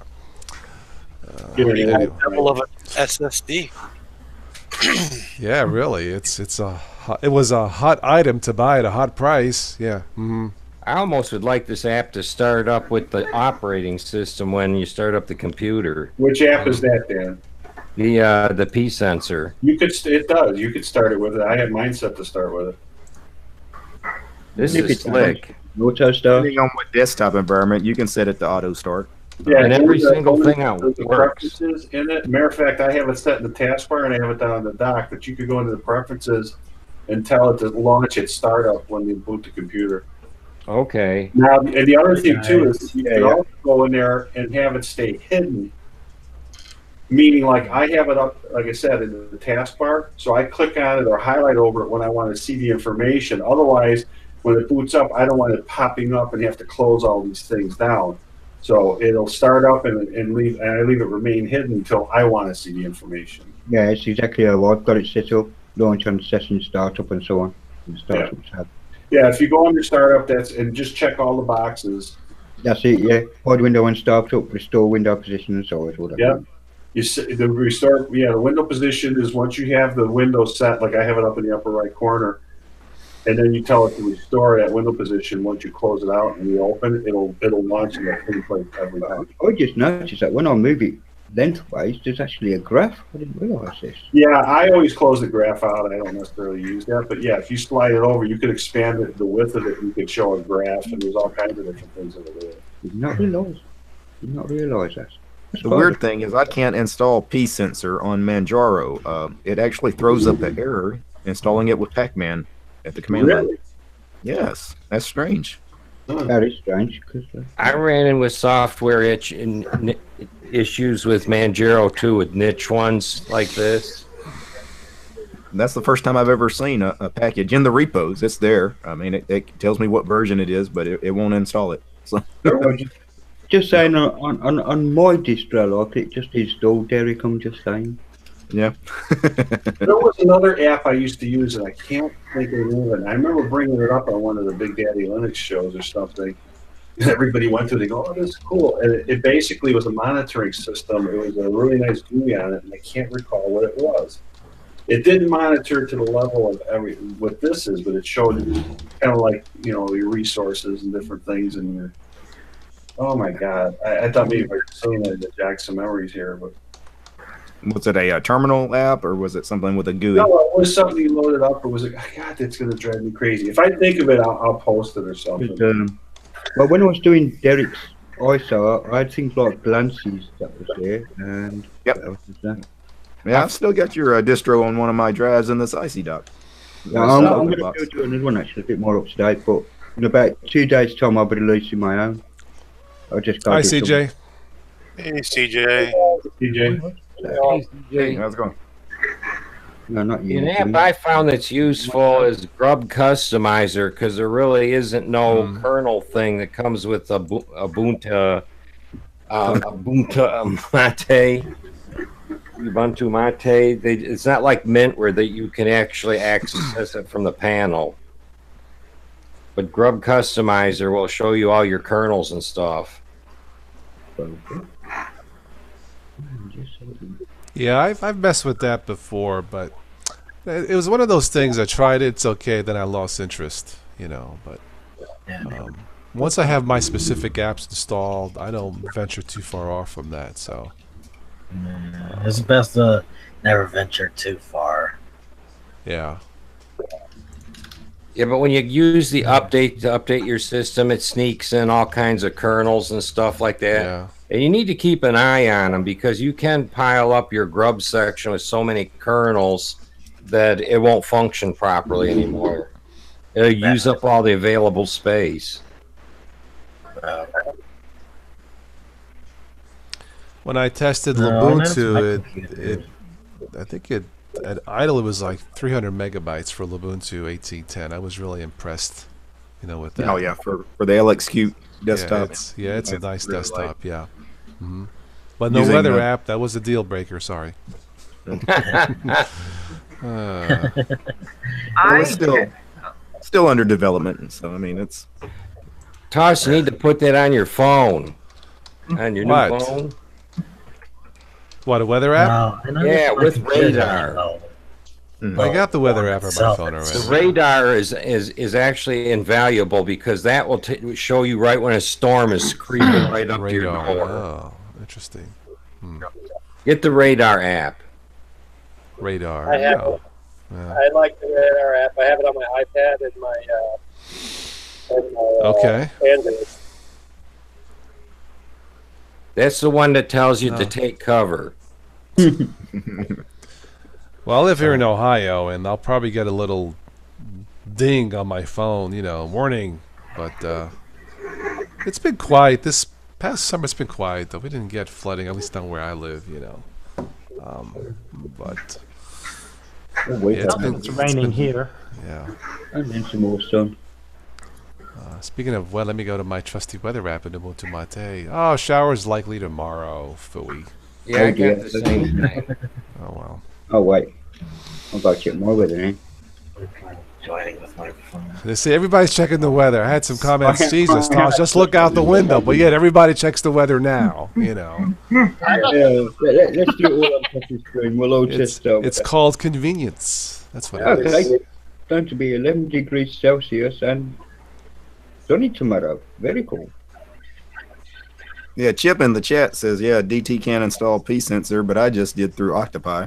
Yeah, I tried to use the terminal. I guess I could have fired up Octopi and tried it, since it is installed here. I just never use it. Yeah, TOS, you should be getting some rain in your area anytime now. Yeah, see the Ubuntu Mate icon, the weather app has a little rain icon, you know. The radar shows it very green and cloudy. I should thank you, Landon, for your kind thoughts. CJ, your mic isn't working. Did you get a new mic, or you were looking to get it? I can't remember. Can't hear you. Yeah. I thought you were going to get a new mic, or maybe that was somebody else. I lost track. Yeah, I'm still getting an error here in P-Sensor, even with Octopi, Chip. But again, I'm using Manjaro i3. I've been running this for about 4 or 5 months, so I'm not sure what my problem is, but I cannot get it to install. Try another app. Well, I mean, I tried Pac-Man in the command line. I tried Octopi. That's pretty much it for Thank God I don't have these problems. Oh, try another app. Praise the other than Lord. Sensor app.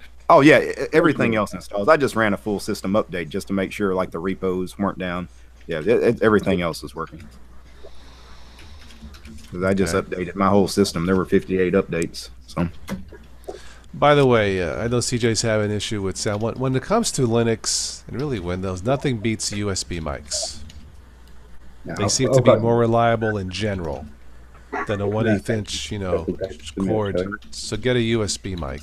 And it doesn't have to be an expense. This is like $20, So. I mean, that's one of the reasons why I got my mic. I mean, this mic right here has just been great. Their USB just works. It's just, it's universal. So. Yeah, until all of the port types change, But actually, no, I got one of these from I think Target for like $8 to convert the standard USB mic to USB 3. I found it a little bit helpful to actually connect your camera and your USB mic to separate USB controllers on your motherboard. Okay. Yeah, you can have some problems if you got too much going on with your USB ports. Yeah, I found that out recording the first few editions of my home cooking hacks videos because I would plug in both cameras to the same USB controller. Nope, didn't like it. OBS did not figure that out. Yeah, well, I had some like stuttering video, and I just couldn't figure it out either. But yeah, you start plugging it into different ports, and you realize that you got too much on the same controller. Well, I've been using the same two mics for years. My Logitech that's hanging on my tripod, and this little $20 mic with a USB adapter to 1/8 inch. Those are the two I use. So it just seems to work. So. Hello, Anna Rita. Peace sensor was showing us the temperature not showing because you got a cool SSD drive. Hey. Yeah, that's pretty cool, indeed. Yeah, very cool. Yeah. I don't know why it's not reading it. Like I said, mine read 212 degrees Fahrenheit. So I don't know. Something is not compatible, I guess.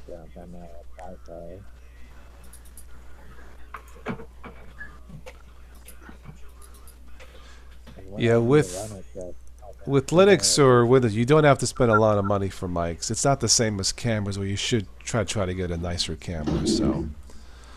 Okay, this should be working. Is this working? Can you hear me? No, yes. Good now. Yeah. Okay. Sometimes I'm an idiot. Well, that's all of us. Join us on the Total Idiots Today show. It's not as bad as Dan when he had it for 10 minutes. He could not figure out. He just had to hit the mute switch on his mic. That's all he had to do, I think. Fortunately, my mute switch is orange when I. Well, then you know. It's orange, I gotta turn it off. Yeah, well, mine turns red on my adapter here. If you can see that. I'd like to know what camera Derek's using. I'm using a Panasonic Lumix G7. Thank you. I was looking at that one myself months ago. Yeah, it's a nice camera for the money. Yeah. The camera cost about $600. The lens I'm using costs like $250. That's about right. Yeah. What capture card are you using, Derek? I'm sorry. What was it? What capture card are you using? I'm using a capture device called a Elgato Camlink. It is a plug-and-play USB device. The cat, Elgato. Yeah, let me see if I can.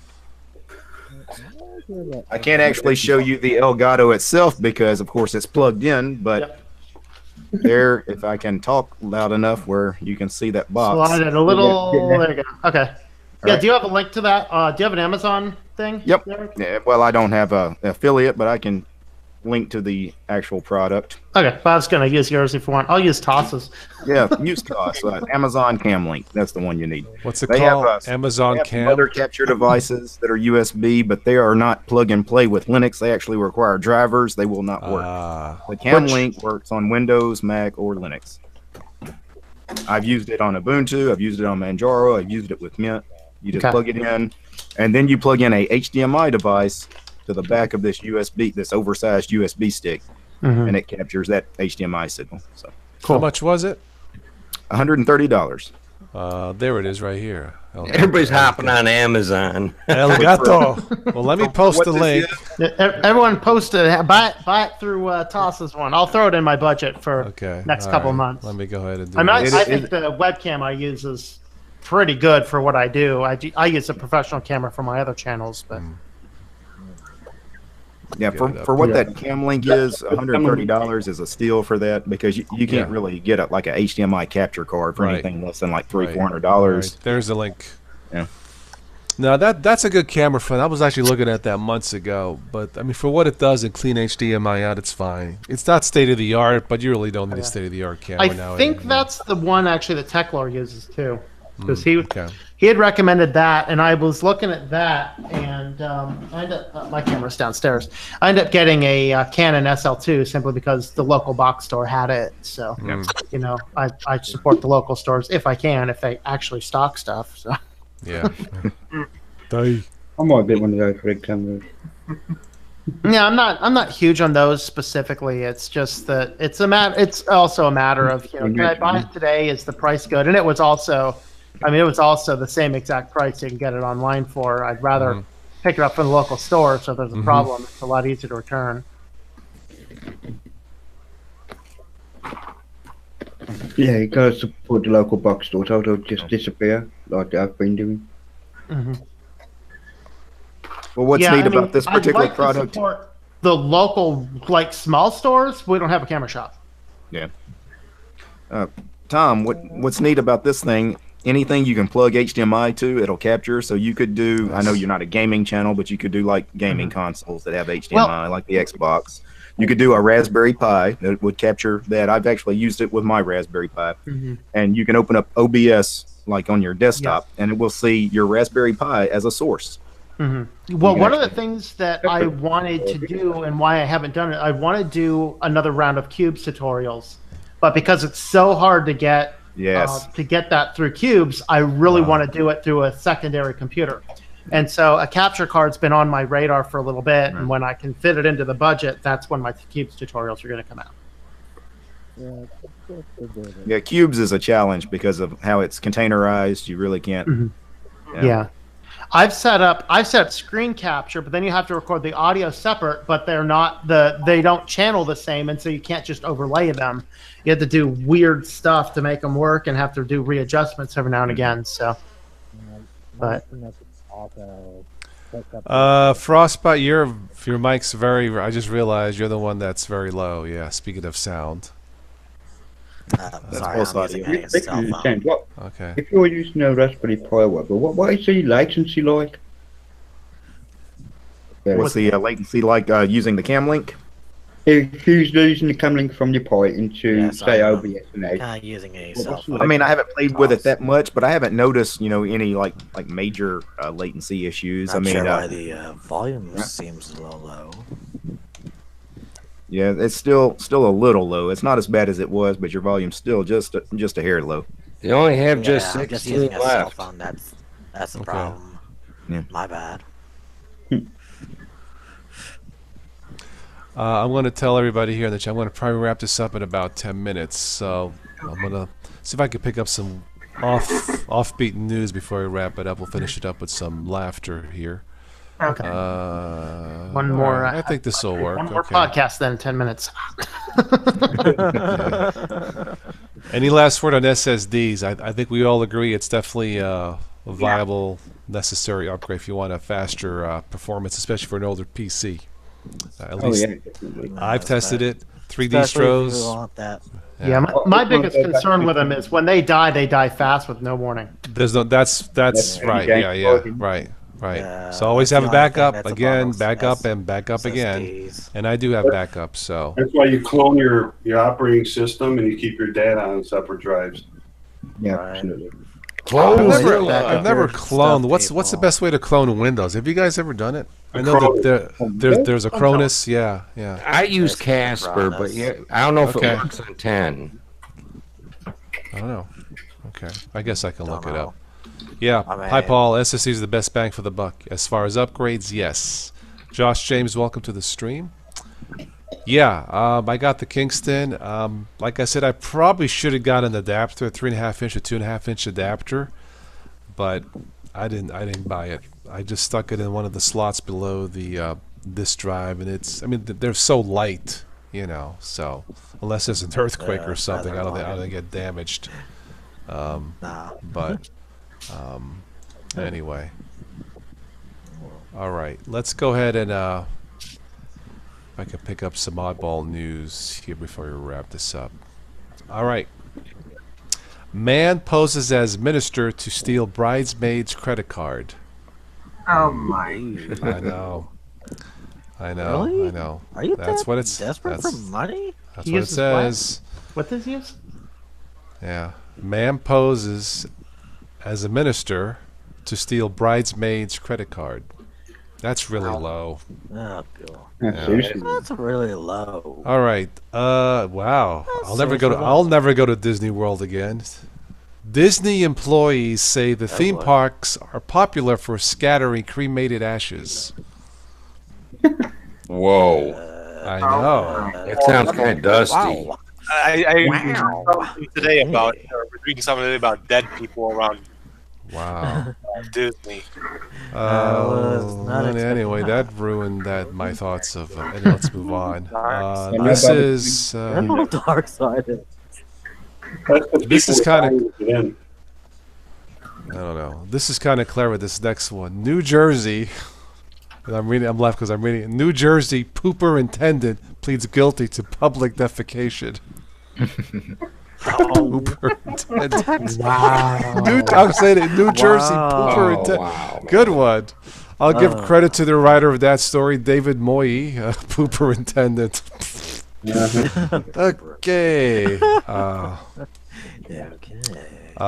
Noah's Ark creationist Ken Ham wants you to warn kids about hell on Halloween. Okay. All right. Fire pitchforks. Let's see here. A judge. Really, judge? That's your job? A judge chases down inmates attempting to escape courtroom. Oh, I've seen that. Well, he's earning a six-figure salary, yeah. Yeah, no kidding. Yeah.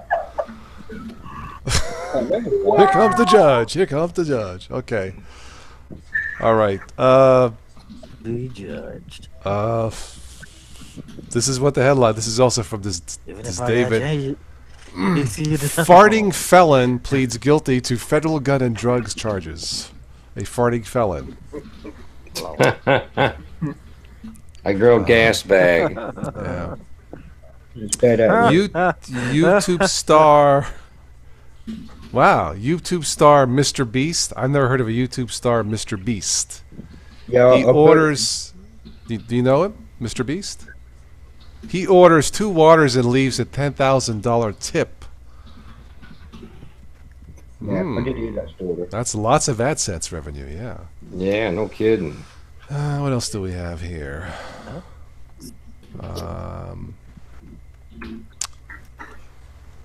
Let's see here to the left. Virginia man allegedly stole 7 right shoes. Well, he was wrong for doing it. But bump bump. There's no shoes left. What else do we have here? You know why he may have done that? And this Why? is the serious side of that. There are people that sell a single shoe on like eBay and stuff like that. The reason is because of war victims, amputees. Okay. So, Interesting. I'm not saying that's exactly what he did, but that might be a good explanation for it. Well, he has a right to do it. Let's see. Anything else here that's funny? Wow. Girl brings home crack cocaine from New York preschool thinking it was teeth. Ooh.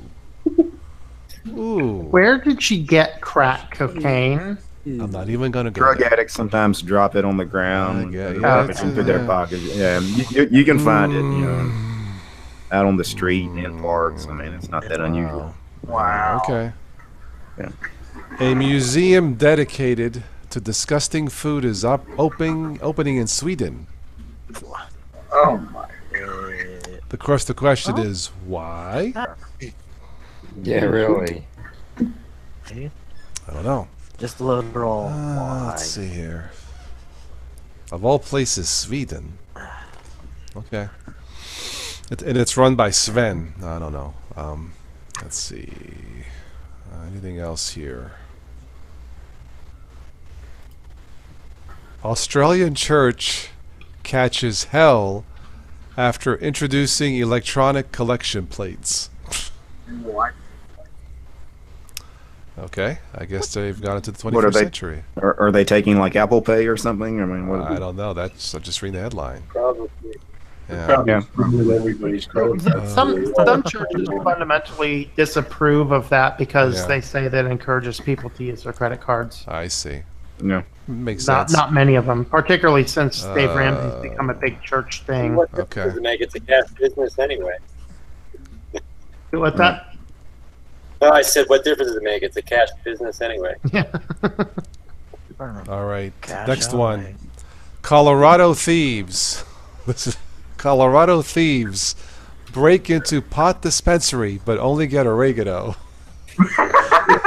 Whoa, man. Wow. Man, I feel the urge for pasta. What's up? I feel the urge for pasta, man. You know, Where's you the have to be- meatball? You have to be pretty much an idiot because oregano and weed do not smell anything alike. Nope.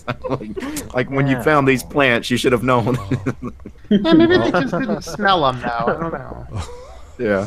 Anyway, Florida man tries to flee in pickup, but it's hooked to the repo man's tow truck.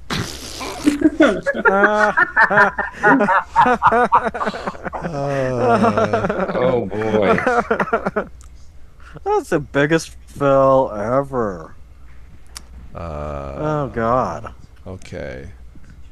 Airline passenger. I think I said this one. Airline passengers' ears and noses bleed after pilots forgot to pressurize cabin. Oh my. Ouch. Ouch. Wow. Well, there was a story we did. Me and That's Switched it 2 weeks ago on Life and Linux. There was a pilot, Indonesia. This is real now. This pilot of a passenger plane, as he's taken off, he knocked out pieces of a wall and a tower with his plane, like it's bumper cars. So the control tower says, "You want to turn around?" The pilot says, "No, we're cool, man." Finally, after 2 hours of flight, they realize because we're seeing stuff hanging from the bottom of the plane, you know. So do not fly Air India. Thank you for flying air bumper cars. Thank you.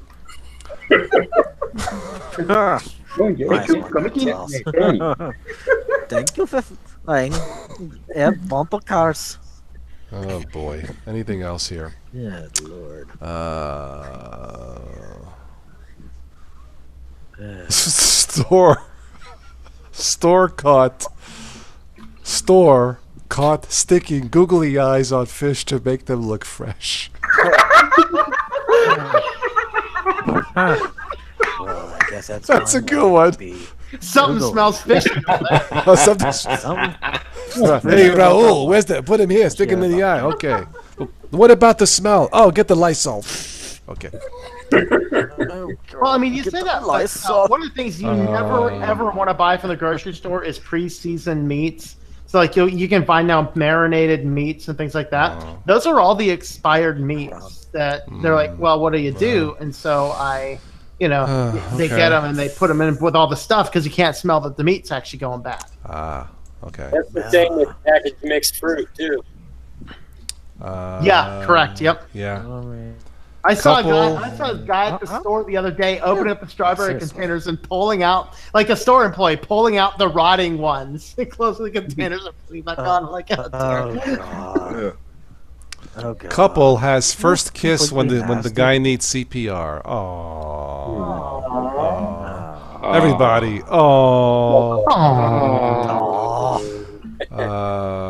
Okay, I guess that's romantic. I don't know.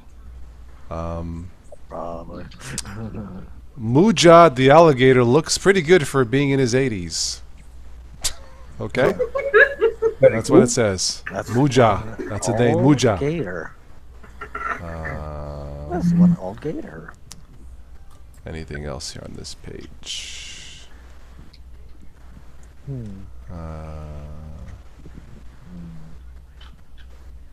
Ooh, terrifying parking lot helicopter crash caught on camera. Oh, that was close to the car. Oh my lord. Yeah. Dang. Okay. Any let's move closer on. and That would ruin my day. Yeah.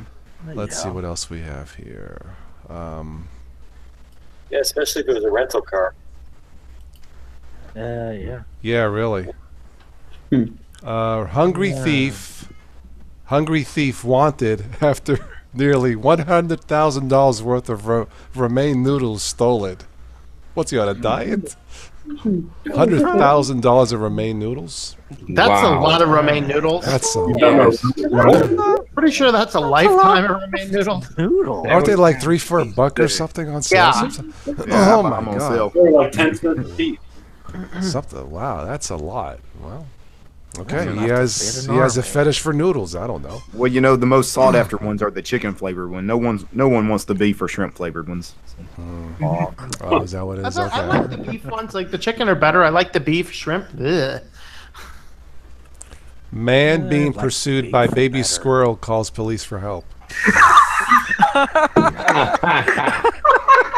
Something squirrely about that. What's his name? Milton. I just died. I'm just reading it, man. That's yeah. What's his name? Milton. I don't know. I would definitely not want to be identified in that story. Oh my lord. Help me! Help me! I'm being chased by a baby squirrel! Call the fire department! They caught you. First, but she didn't answer. I mean, what does a policeman file? A squirrel report?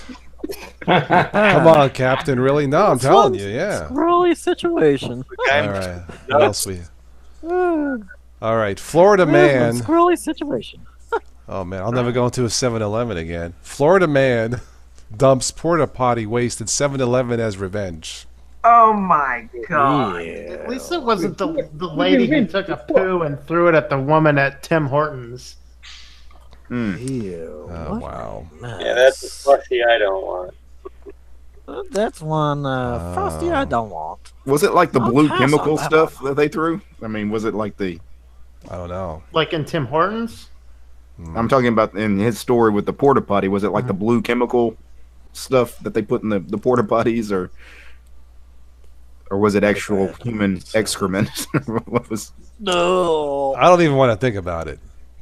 I don't want to even think about it. I'm like TOS. I don't think I about want to that. think about it. Let's see here. Nude man. I think I've said this one before. A nude man exercising at Planet Fitness thought it was a judgment-free zone. What? I don't go there myself, but anyway, that's what it says. I think I'm not going to even go there. Let's see. I'm gonna say a word on that. Eesh. And I think that's it for the odd news. There's one for Trump, but I won't go there. All right. I'm not going there. Trumped up charges. Trump, yeah. Or as my friends in Germany said, will you vote for Mr. Trump? No, I will not vote for Mr. Trump. Anyway. That's what they say over there. TOS on that one. Anyway. And Mark in the chat, I guess I made him mad about, the beef ramen noodles are not good. He says it's great. Tell you what, though, the chicken is great. If you mix the chicken noodles with a can of cream of chicken soup, really good stuff. Okay. And very high in sodium. Yeah, but that's why it's good. Kenny says Florida has a lot of sick people. I used to live in Florida, not any more or less than Ohio. I don't know. People everywhere. Well, supposedly that I just heard tonight that bomber that they caught is from Florida. Yeah, no, I did see that. Yeah. Yeah, I did hear about that. Yeah, that's one as actually a well. very sad it was situation. being called the. Yeah. It was called. Well, the Magna bomber. Yeah, because of The Make America Great. Yeah, one of my friends here, he sent me the link to he sent me the story, and it's very sad, you know. It is sad. Well, I mean, those 12 bombs could have gone off. Yeah, he sent out what, like a dozen of them or something? 12 of them. 12 of them, TOS. It's crazy. 12 of them called already. If there ain't more, because of copycats. I haven't heard if any showed up in my town here, because Paul Ryan lives like 3 miles from me here. Oh, really? Yeah. Okay.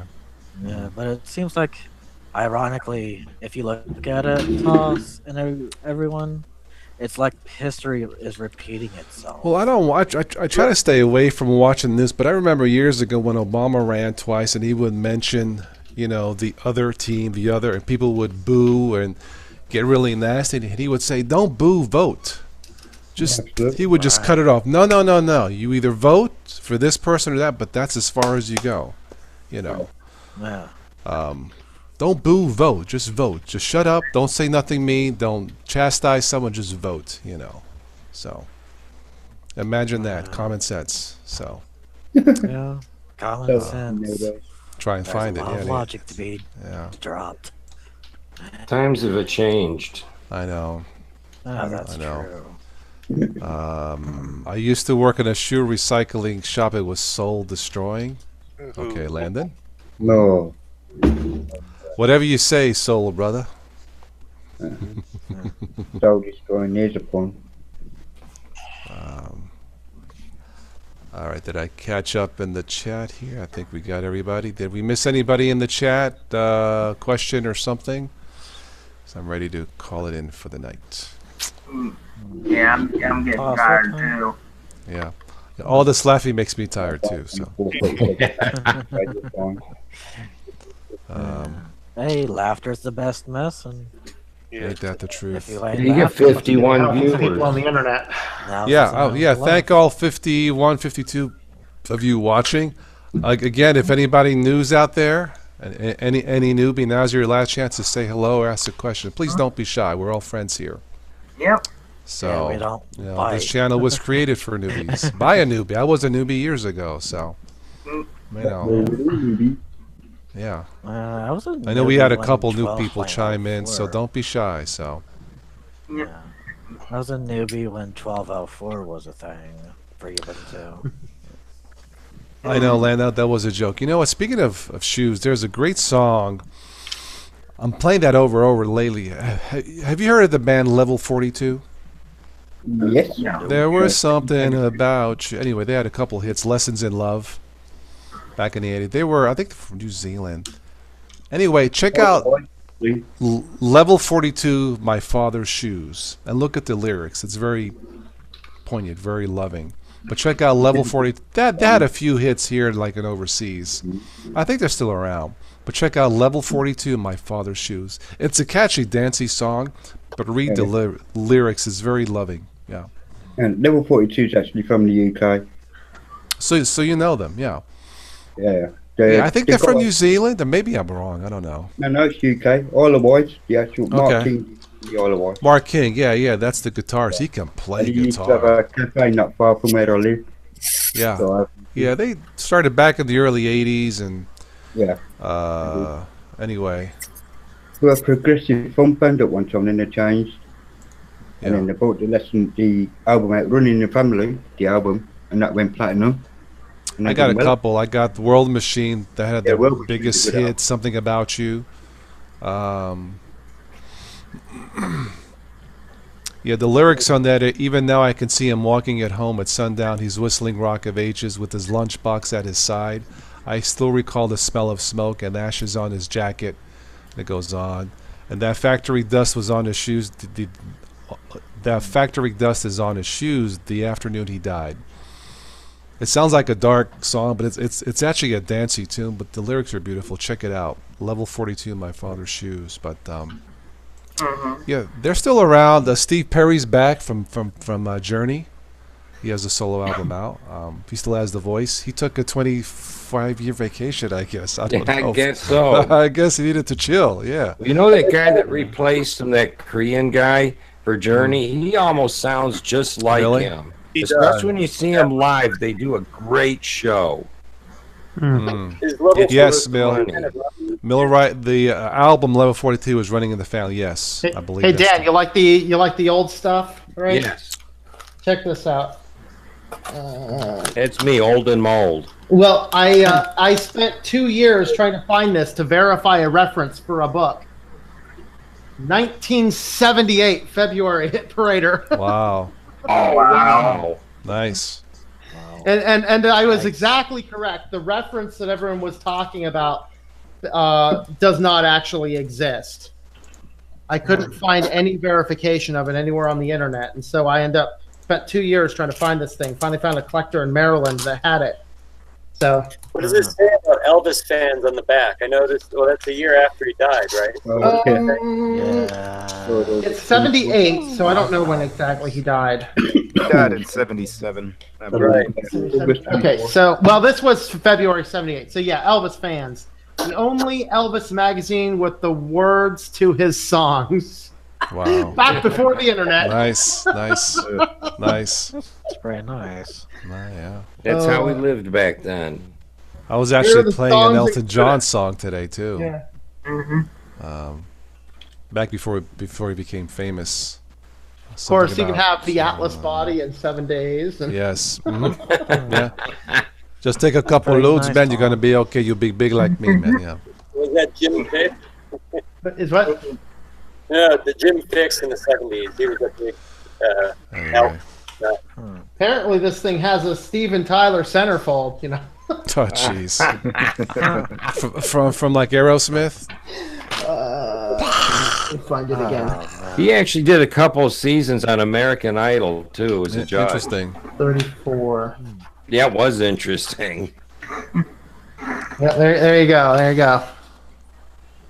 Wow. Nice. I saw an interview with Gene Simmons from Kiss. So the lady was asking him, how did you guys get this show with the makeup? He says something like, we had no idea what the bleep we were doing. So we just went down to Woolworth, if you remember Woolworth, and bought makeup and just plastered this on our faces to see what was cool. And that's the next thing you know, it's history. So there you go. I've been to 12 Kiss concerts. Wow. No kidding. Here's the thing: is they were pretty dirty and grungy when they started out, like most back rock in the bands 70s. were. Yeah. Well, what happened was they started cleaning up their act a little bit because people were bringing their kids to the shows. And then the kids wanted to wear the makeup and stuff when they went to the shows. So it's like it got in our family where we had money either to go to the Shrine Circus or go see a Kiss show when they came to town. All the kids are jumping up. We want to go see Kiss. We don't want to go to Circus. I wasn't really a Kiss fan. I like some of their songs that rock and roll all night.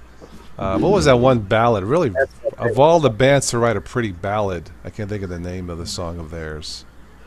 But I liked a couple of their songs. The thing with Kiss was you don't have to like their music. They put so much money into their show, it's worth seeing. After this stream, if you get some time, look up Detroit. Look up Detroit Rock City. Look up Kiss Detroit Tiger Stadium. And that was like the last show that was ever done at Tiger Stadium in Detroit before they tore it down. I never went to a hard rock concert, but if there was one band I wouldn't mind seeing, actually two bands, Rush and Boston Live. Everything you see in that exact, because I was at that show too, and I couldn't believe it when I found it on YouTube. And everything you see in that show actually really was happening. Nice. If there was one person I would want to see in concert, because I've never been to a concert, it would be Stephanie Forian. Our friend Stephanie, she has a real voice, and she's a true talent. The last concert I went to, I was in Florida. I think it was Christopher Cross of all people. It was an outdoor venue, and I like his song. You know, sailing, You know, Ubuntu Mate takes me away. In '96, I saw Kingston Trio. Wow. They came out with walkers. Of course, they get up their banjos. They're going on, right? Some guy in the crowd down there was like, "Dude, Desert Pete," and they were looking at each other. We don't remember that one. The last show I seen was Stevie Nicks, and she was just 30 miles down the road. You know who does a show in a rocker or like a chair is Phil Collins. I guess he has to walk with the cane. So the name of his tour is "I'm Not Dead Yet." He still has the voice though. Yeah. I saw about 10 or 15 years ago. I saw Yes. Literally, people were giving away the tickets. We only went because our power was out for 2 days and it was warm. I remember Yes. Yep. Back in the early '70s, I saw Hall & Oates in concert once. Man, they could rock. I've been to a ton of concerts over the years, many good acts, but there are some that I don't really admit in public. But I will go ahead and tell you guys, since we're all friends here, I once saw the Bangles and the Go-Go's together in concert when I was a kid. Nothing wrong with that. Nothing wrong with a lot of nice, a lot of talented women. Yeah, not bad. Oh, and this one here, I saw New Kids. New Kids on the No. I like the Bangles, which I saw "Walk Like an Egyptian." Yeah, I was just saying, we wore knee-high boots to the concert, though. Yeah. I went to see the Cardigans in the '90s just for the girl that I went with. Right. Go-Go's. Is that the one "We Got the Beat"? Belinda Carlisle, wasn't she the? Yeah, come on. Yeah. You know the Go-Go's. No, you know it was harmless. It was Monday and harmless music. Yeah, "Walk Like an Egyptian." Yeah.